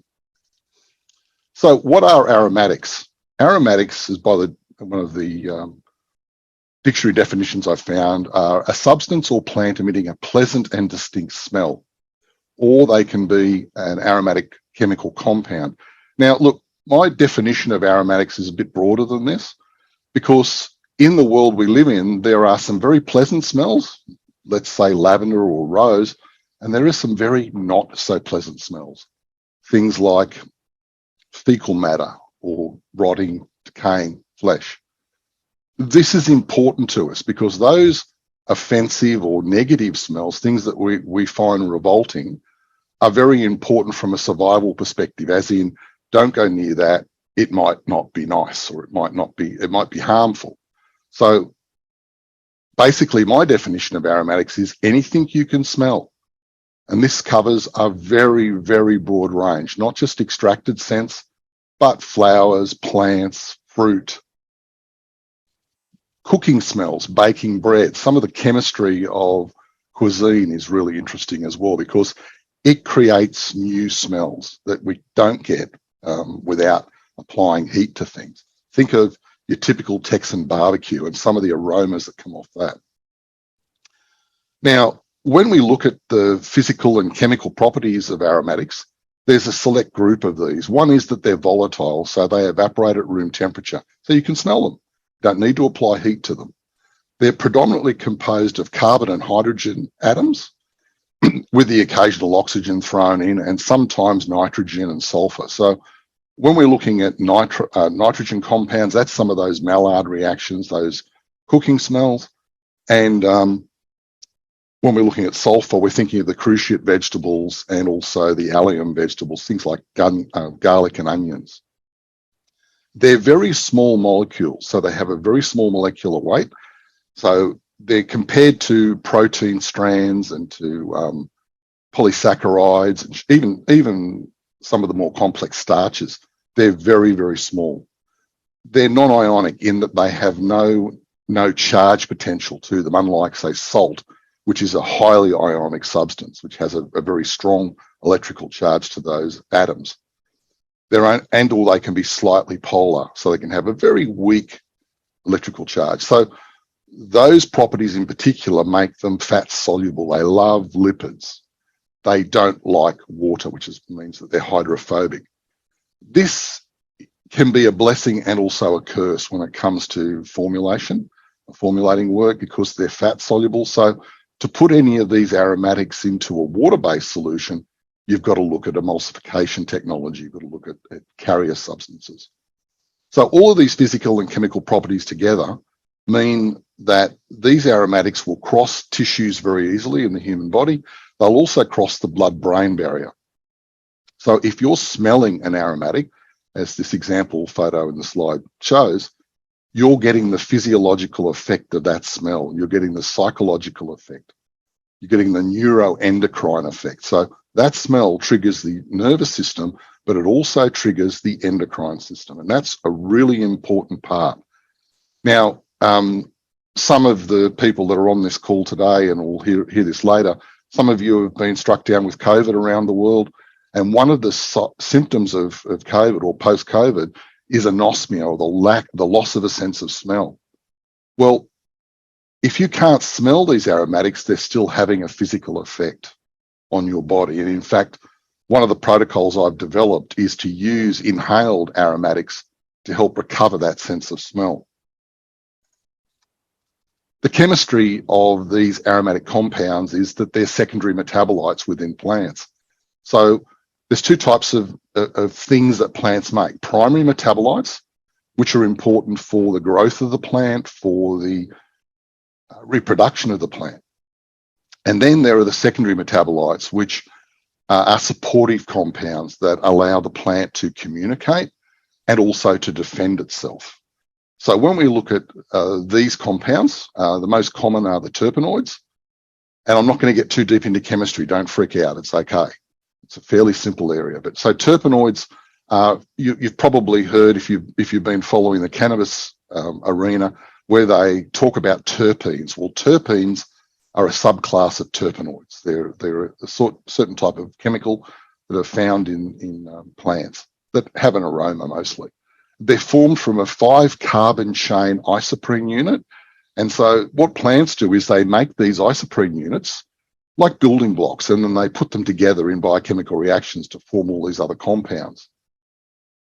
Phenolics and phenylpropanoids are less common, and they're formed by a different biochemical pathway. And they're formed from an aromatic or a benzene ring. And this is that chemical definition that you saw in the slide earlier on, where you either add an alcohol or a hydroxyl group to the ring, or a methyl ether to form a phenol or an ether, phenylpropanoid.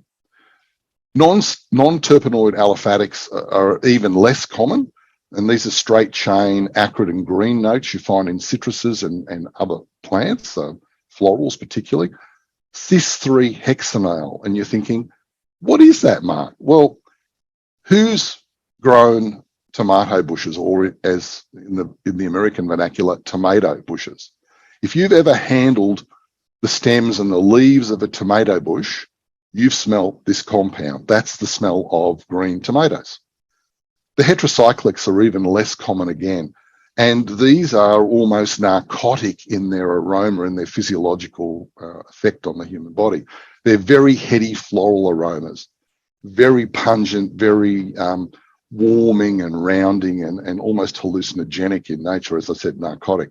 Things like jasmine and neroli, narcissus, baronia, etc. They're really an interesting accent in perfumery and also in therapeutic work. So when we break the terpenoids down into their functional groups, we get a range of compounds, and you'll note the colors that I use. In my classes, I use a color coding system to differentiate the various functional groups, and I've also got some therapeutic uses. So this is the basis of aromatherapy and also aromatic medicine. When you're prescribing aromatics, be they essential oils or other compounds, other extracts, you're reliant on these properties of these different classes of chemicals. Monoterpenes are carbon and hydrogen compounds. They're made of terpenes, and they're carbon 10 chains. The sesquiterpenes are carbon 15 chains. When you add a hydroxyl group to them, they turn into alcohols. A bit more rearrangement, you end up with aldehydes. Arrangement again, you get ketones, esters, oxides, lactones. Now, I'll talk about this stuff in other lectures as we go through the series in more detail. The other biochemical pathway forms the phenols and phenylpropanoids. So, and the phenols and ethers and coumarins and furanocoumarins are in some ways adjunct to the terpenoids. They're often much more intense in their effect. So phenolics are very strongly anti-infectious and very strongly tonifying. The ethers have antispasmodic effects and are also quite good analgesics. Coumarins are sedatives. The furanocoumarins are anticoagulants and hepatotoxins in large doses. So they're some of the more negative compounds, and you find those in citruses like bergamot, lime, etc., and they cause that phototoxic reaction. And then the heterocyclics are aphrodisiac at low doses, but at slightly higher doses, they become stupefying and sedative. This looks like a really complicated slide, and this slide is going to be the basis of a whole other lecture on extraction technology I'll be giving later in this series of lectures. But it's really important to understand that each of these different types of extraction technology produces a different type of end product. And the different types of end product have different uses. So at the bottom of the slide, I've got some of the different areas that we apply the different materials to. The first one being steam distillation. Now, this is 5th century technology. It was discovered back in the 5th century AD, and it's very simple technology in that it relies on boiling water and using the partial pressures of water to remove the plants from the remove the extracts from the plants. That also produces a hydrosol. An even simpler technology is applying physical pressure to the oil, to the fruit of citrus, to extract the oil.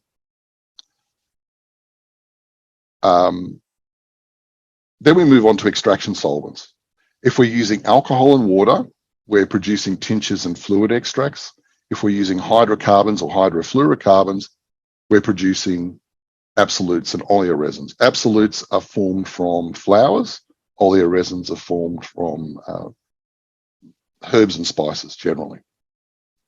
Another huge area of extracts is CO2 extracts. And again, I teach classes on this subject. So liquid CO2s are subcriticals, and then select and total extracts move into the supercritical range. And I'll talk more about this in the follow-up lecture.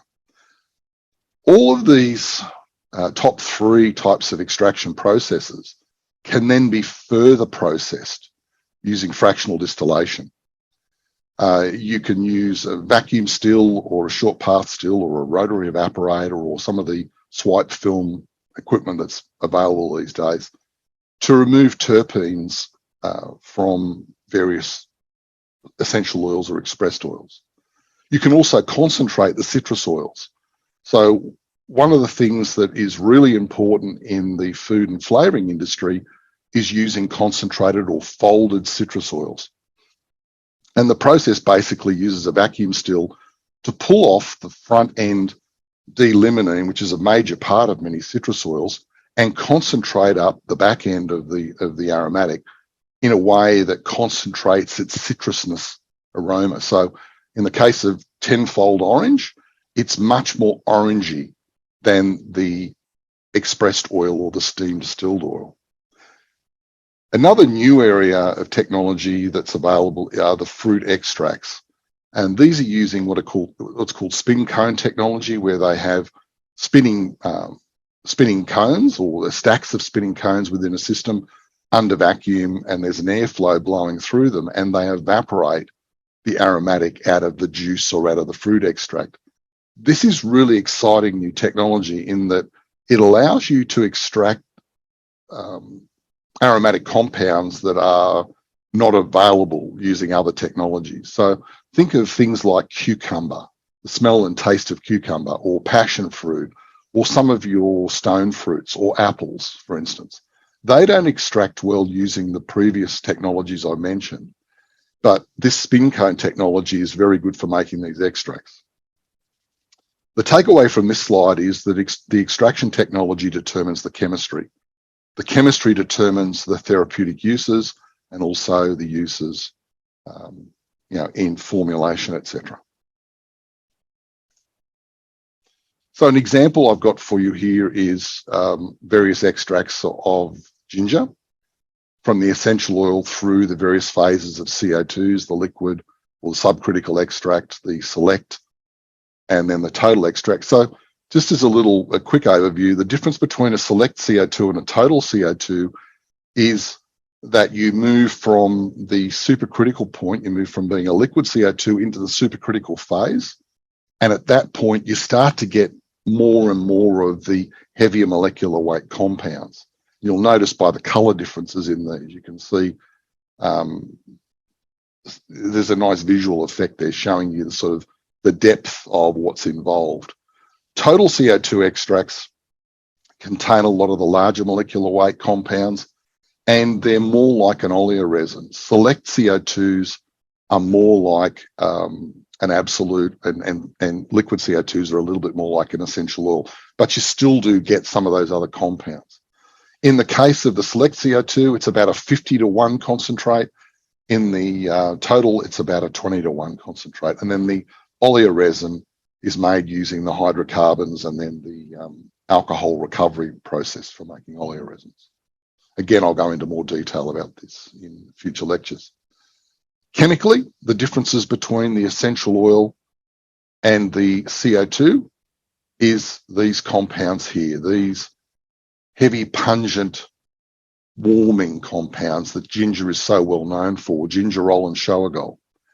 Now, you don't get these in the essential oil. So ginger essential oil is not hot, is not warming particularly. It does have some of the sesquiterpenes in it, so it has anti-inflammatory effects, but it doesn't have that pungent heat that you get from solvent-extracted oleoresins or from CO2 extracts. I've done quite a bit of formulating using these, and they're really interesting to work with. Again, this will be touched on in later lectures. So when we look at some aromatics that are available over the counter and out there in the world. Some of the common over-the-counter products, Mintec been around for years, and lavender-based capsules came on the market probably about 5 years ago, over the counter in most pharmacies and health food stores around the world. The Mintec product is about irritable bowel syndrome or digestive upset, and it's basically just some peppermint oil in an enterically coated capsule. The calming lavender capsules is true lavender oil, again in an enterically coated capsule. And both of these products, the reason they're in an enterically coated capsule is to deliver the aromatic past the stomach. So it gets absorbed in the small intestine into the circulatory system, and it has an effect. So in the case of Mintec, you're actually wanting the aromatic to be in the gut, in the lower gut, to stop or to help to assist with the irritable bowel and colitis type syndrome. The lavender is absorbed into the circulatory system and goes to the brain. Now, you can also get that just by inhaling it. There's a lot of research around these two products, and that's why they're available. They're very well proven. The oil of oregano, or oregano as we call it in Australia, is actually a supercritical CO2 extract of the dried oregano herb. And so whilst it has some of the pungent phenolic compounds you find in the steam distilled oil of oregano, it also contains, for the majority, the antioxidant compounds, the rosmarinic acid, etc., that is found also in other CO2 total extracts like rosemary antioxidant I'll mention in a minute. So this is a really good immune response product. It's great for gut health, and it's fairly readily available. When we look at the gelimitronol, this is a product that came out of Switzerland, I think it was, and it's based on eucalyptus, sweet orange, myrtle oil, which is where the myrtenol comes from, and lemon oil.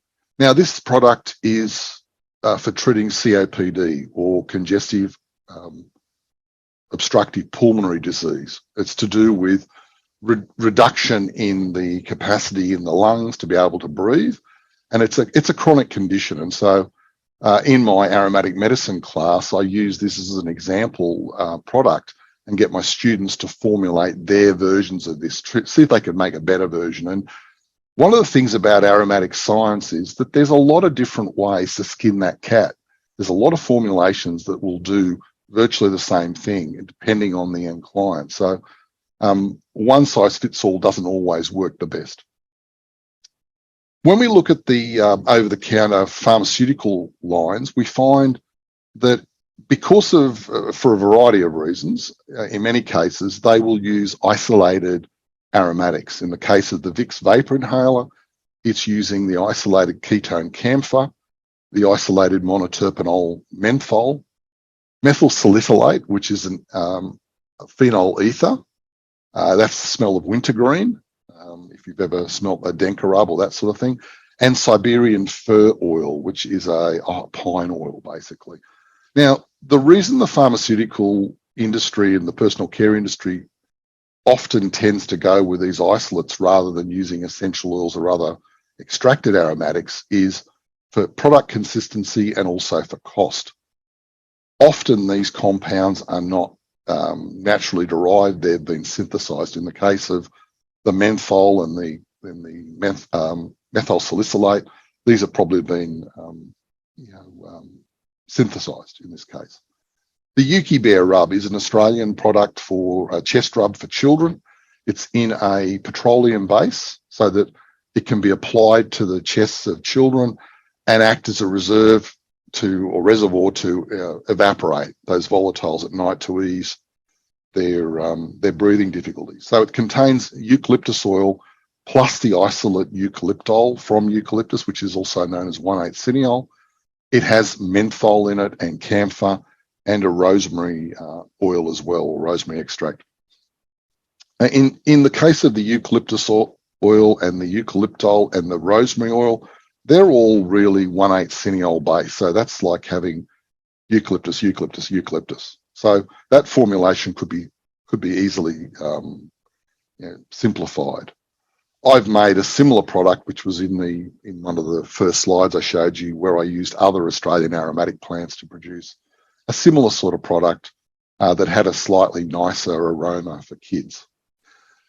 Another popular method of treatment using aromatics and essential oils is to use a steam vapor inhaler, which is on the bottom left-hand corner of this slide, and where you add some warm water to the vapor inhaler or to a bowl and put a towel over your head. But I prefer the vapor inhaler because it just covers the nose and mouth, and you inhale those enhanced evaporating aromatics like eucalyptus. And eucalyptus oil or eucalyptol is a good expectorant and a good mucolytic. So it helps to clear out that upper respiratory tract really well and very quickly.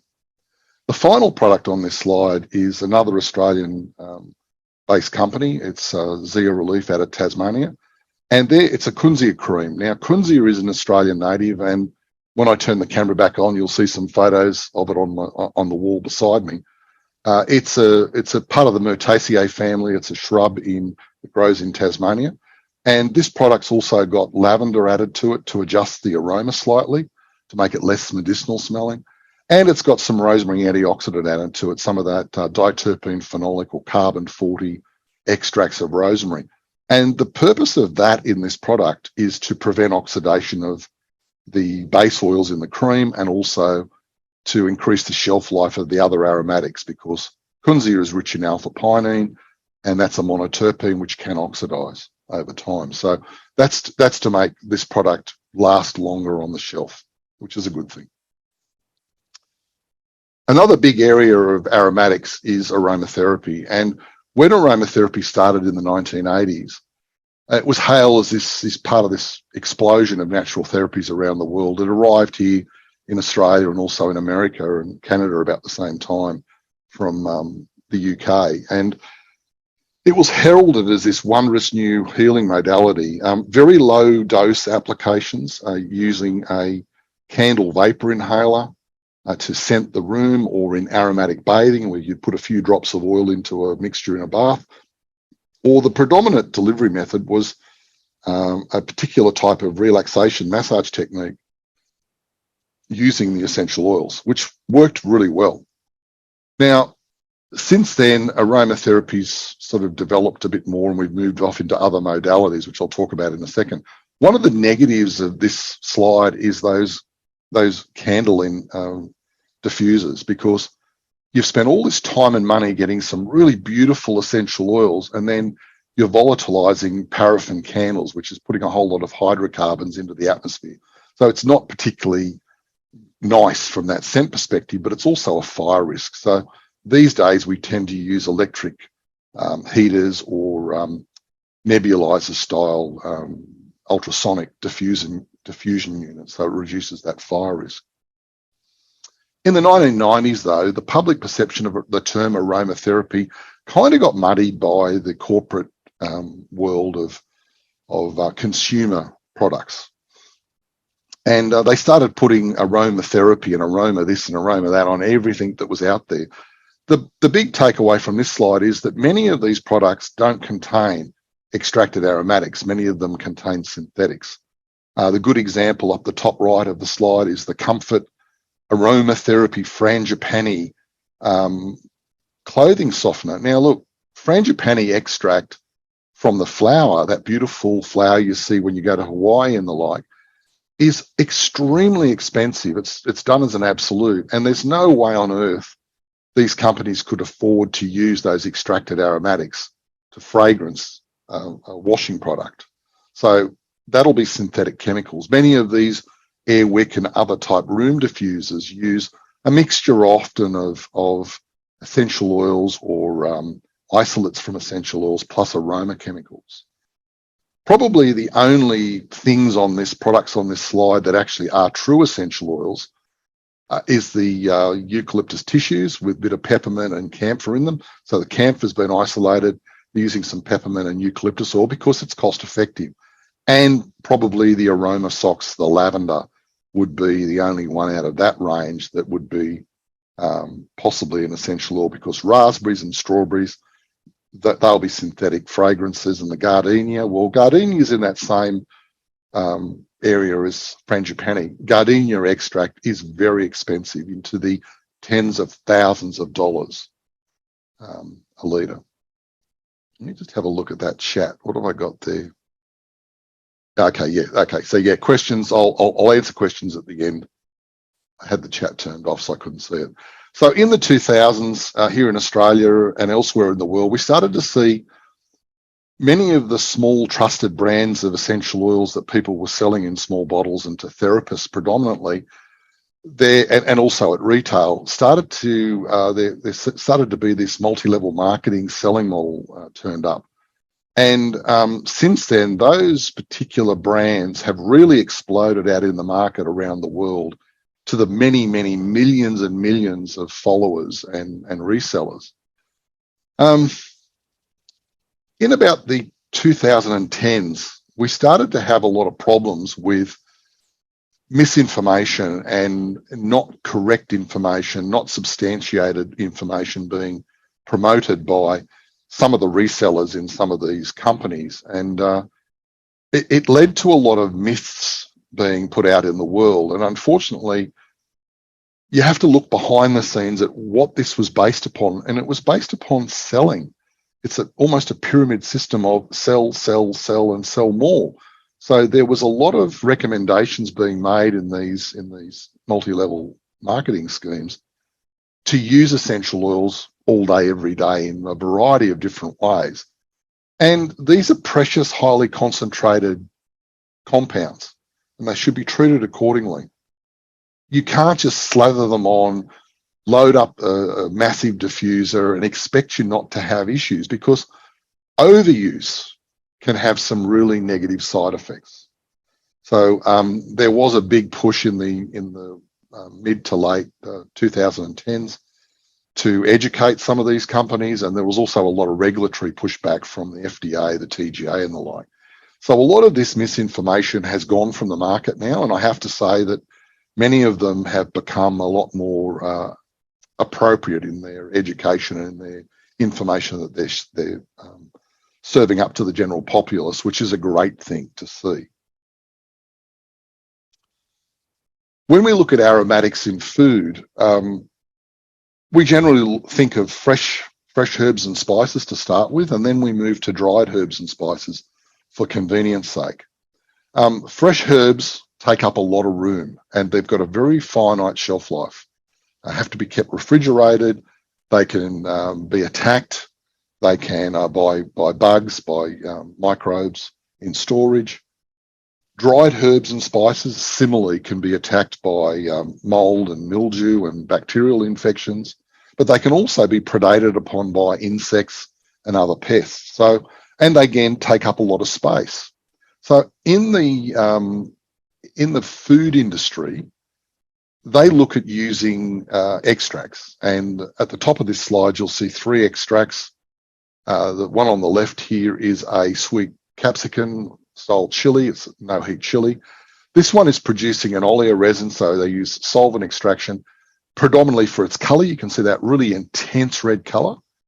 The next one, which has kind of got like a greeny yellow hue, is black pepper oleoresin, and then the final one is a turmeric root oleoresin. These are used for flavoring, used for coloring, predominantly in the food industry.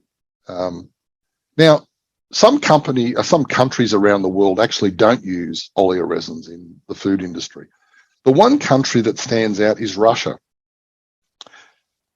Russia in the 1950s developed liquid CO2 extraction. They were the first country in the world to use CO2 as an extraction solvent.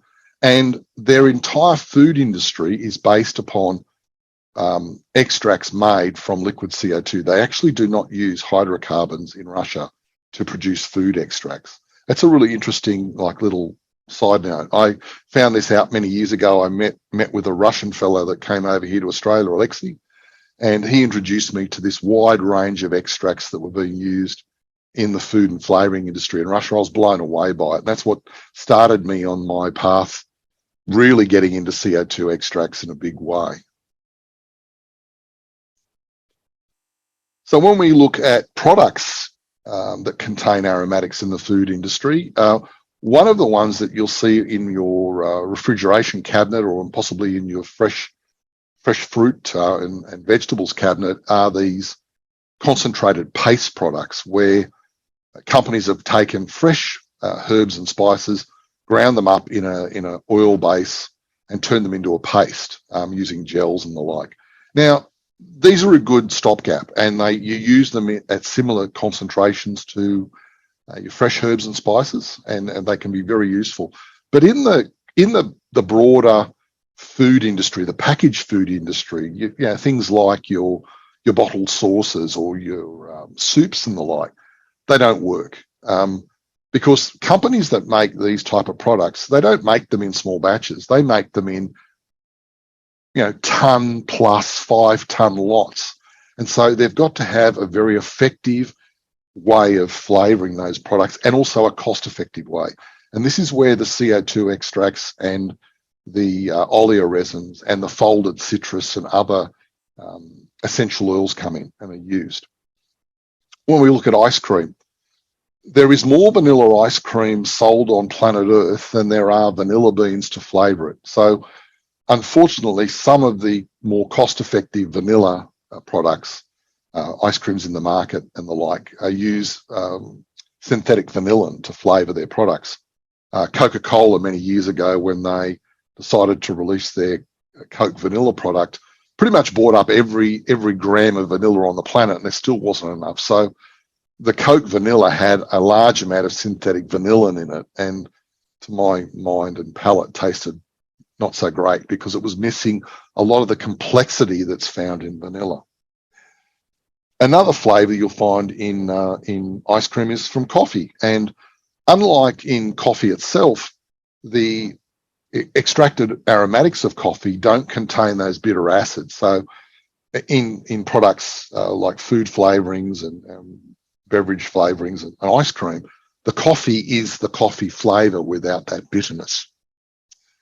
Another way of using aromatics is to infuse them into carrier mediums to make dressings from them, or to make flavour vegetable oils. In the case of olive oil, Cobram Estate, which is an Australian brand, has a range of infused products.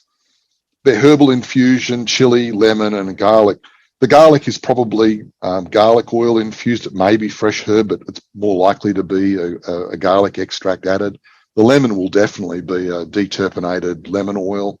The chili's probably chili oleoresin, and the herbs, again, will probably be a mixture of extracted aromatics. And the reason for that is that it keeps the formulation simple and easy. It means you don't have to worry about dealing with plant material that may have water or microbes in it. You can just use the extracted aromatics to flavour large amounts of that olive oil. A couple of other products on this slide. I'm talking about another one of my famous and favourite Australian essential oils, lemon myrtle. So I've got that lemon myrtle gluten-free vegetable dressing, which is a vinaigrette dressing. Some Australian sardines with lemon myrtle oil added to them in extra virgin olive oil to add that lemony, very lemony flavour to them. And Weiss ice confection bars with lemon and coconut with lemon myrtle accented flavouring. A big new area and growing area of what used to be the TV dinner market from the 1950s is the ready-to-eat meal market. And U-Foods is a very well-known brand here in Australia. This clean paprika chicken undoubtedly has paprika extract, which is a chili extract or capsicum extract, plus a variety of other extracted aromatics. Some of the herbs and spices will be in that sauce mix. Again, because they're producing these on very large scale. So extracted aromatics are useful on a large scale, but they're also useful for us at home, which I'll talk about that later in this presentation. When we move on to beverages, in aromatics and beverages, pretty much every beverage on the shelf that you've ever seen contains an aromatic in it, unless it's water. The typical soda or soft drink market is rich in these things. And this slide is about sugar predominantly, if you hadn't guessed. Cordials are basically a sugar syrup where you've added some fruit juice or other liquids to it, such as tea and flavoring, to make a concentrated base product that you can then dilute with mineral water or soda water to make basically a soda drink. So the Bickford's lemon juice cordial has lemon juice added to it, as does the Fever Tree lemon tonic water. But both of those also have extracted folded lemon oil in them to give them that lemon freshness. The peach iced tea will have tea concentrate and peach flavoring. Notice that it says flavored cordial. That's important. The lemon barley, they use barley water and, again, lemon juice and lemon extracts. The lime product has got lime juice and lime oil. Raspberry, again, a flavored product, so they're not using raspberry fruit. They might have some raspberry fruit juice in there, but it'll be a synthetic raspberry flavoring. The lemon, lime and bitters cordial will be lemon and lime extracts and some bittering herbs, things like gentian or some of those other citrus bitters and the like. The soda market, and Coca-Cola brands are very, very huge in the market. There are a squillion litres of this stuff sold every year. Fanta is mandarin flavoured, Sprite is lemon and lime flavoured, and the classic Coca-Cola has a mixture of herbs in it. It's a secret recipe, but it has things like cinnamon and clove and nutmeg and some of those other spices in the mix, plus caramel colouring to make it that dark colour. Your fruit juices. Fruit juices also have added aromatics to them. And the reason for this is because of when you're extracting the juice over a season, at the start of the season, the fruit is very fresh, maybe a little bit underripe, but it's generally fresh juice. And then as the season progresses, or the fruit is picked and put into cold storage, you end up with this end of season fruit taste. If you've ever picked an orange off a tree that's been sitting there the whole season, it's like left over from last season, and opened it and smelt it, it's got this sort of off aroma. Well, to counteract those aromas in juice, juicing companies will add extracted aromatics, the deterpenated or the folded citrus oils, be it orange or mandarin, and they use emulsification technology to put those extracted aromatics back into the juice. 10 minutes. Hey, I'll be there. I'm done. Moving on. The new area, moving away from sugar-based drinks, are more the fermented products, such as kombuchas. In kombuchas, you do a tea ferment with a SCOBY, which is a mixture of bacteria and yeast, fungi, and that eats up the sugar and produces a bit of ethanol and some carbon dioxide gas.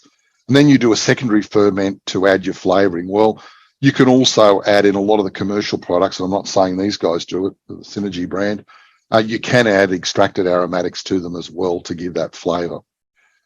The last two products on this slide are two that I created for a local company, the Energy Chai, which contains therapeutic levels of caffeine, guarana and ginseng to give that focus and clarity as a product. And it's the typical chai combination of aromatics. The Golden Turmeric Elixir is, again, turmeric extracts with ginger and black pepper. And that one has a therapeutic effect of 3 tablespoons of curcumin or of turmeric powder in a 15 ml dose. Both of these, the company terms them as delicious medicines because they're both delicious as a beverage, but they also have therapeutic effects. The biggest area, I think, of aromatic use, aside from soft drinks, is in the alcoholic beverage market. And a classic example would be gin. This is an Australian-based 4 Pillars gin out of Melbourne, and their rare dry gin contains oranges as the citrus component of it. The main flavouring agent of gin is juniper berries, rich in alpha-pinene. It also contains coriander seed, which is rich in linalool. That monoterpene alcohol gives it that round flavour. And then the citrus oil, being orange, has limonene in it as well. Limoncello also contains limonene because it's from the lemon skins. and contains citral, which is formed from geraniol and neural, which are two lemon-scented aldehydes. This one's extracted using alcohol, so you're not getting as much of the limonene, you're getting more of the other flavour components. And these are all therapeutic beverages. When you take any of aromatics in medicinal form like alcohol, in fact, that's how a lot of these cordials were originally made. They were made this way to preserve them using ethanol, but also as therapeutic agents. Sambuca, or any of your aniseed flavoured liqueurs, like Pernod, etc., contains anethol. And anethol, aside from being an aniseed flavour, is also a great digestive. It's good for helping with an upset stomach. It's good for pre and post meal digestion. So important. Cinnamic aldehyde is from cinnamon, and I've got some examples of it here where we've got a schnapps, a tequila, and some cinnamon loaded bourbons. Again, cinnamon is another one of these aldehydes. It's quite warming and pungent, improves circulation. It's a counter-irritant in the gut. So again, and a great antimicrobial, good for gut health. We're not done with aromatics in beverages yet. So all of your dark spirits, they are dark because they've been barrel aged. And part of the process of firing that oak barrel, as you can see on the right, that's a bourbon barrel, by the way, is that the process of firing that oak creates carbon in the barrel, but also releases the coumarins. The two main ones being coumarin, which has a caramelly butterscotch flavour and aroma, and vanillin, which is that vanilla aroma out of the ligands. And so bourbon has to be in virgin barrels, as in one use only, but things like scotches, rums, brandies and the like can go into pre-used casks. And so depending on what the cask is that you've used, if you're using, say, a post-bourbon barrel or, say, a tawny port barrel, it's like a fortified wine barrel, that will add flavour and complexity from the previous resident of the barrel to the new spirit. Many of the flavour differences in these oak-aged barrels are aromatically aligned. So the carbon in the barrel absorbs the really nasties out of the raw spirit. You also get some evaporation of the alcohol through the barrel. That's called the angel share. And that gives you a concentration of flavours. And then the enrichment of the coumarins, vanillins, and other scents and subtle flavours from the oak, from previous residents of the barrel, add to the complexity of a lot of these dark spirits. A huge new market is the non-alcoholic beverage market. The non-alcoholics that are replacing the alcoholics. And we're seeing brands like Seedlip and Lyra and a plethora of others appearing in the market because people don't want to necessarily consume alcohol every day. And whilst a small amount of ethanol has some appropriate uses, it is also a toxin on the liver. This Sobra product is a First Nations product here in Australia, and they're making use of many of our bush foods, so aniseed myrtle, which is rich in anethol, similar to the sambuca in the previous shot, to flavour some of their beverages, which is a really exciting new area. Now, how do you make these? Well, you can take the alcohol extracted products and using vacuum distillation technology strip out the alcohol, or you can steam distill water and infuse them to make an aromatic water-based product.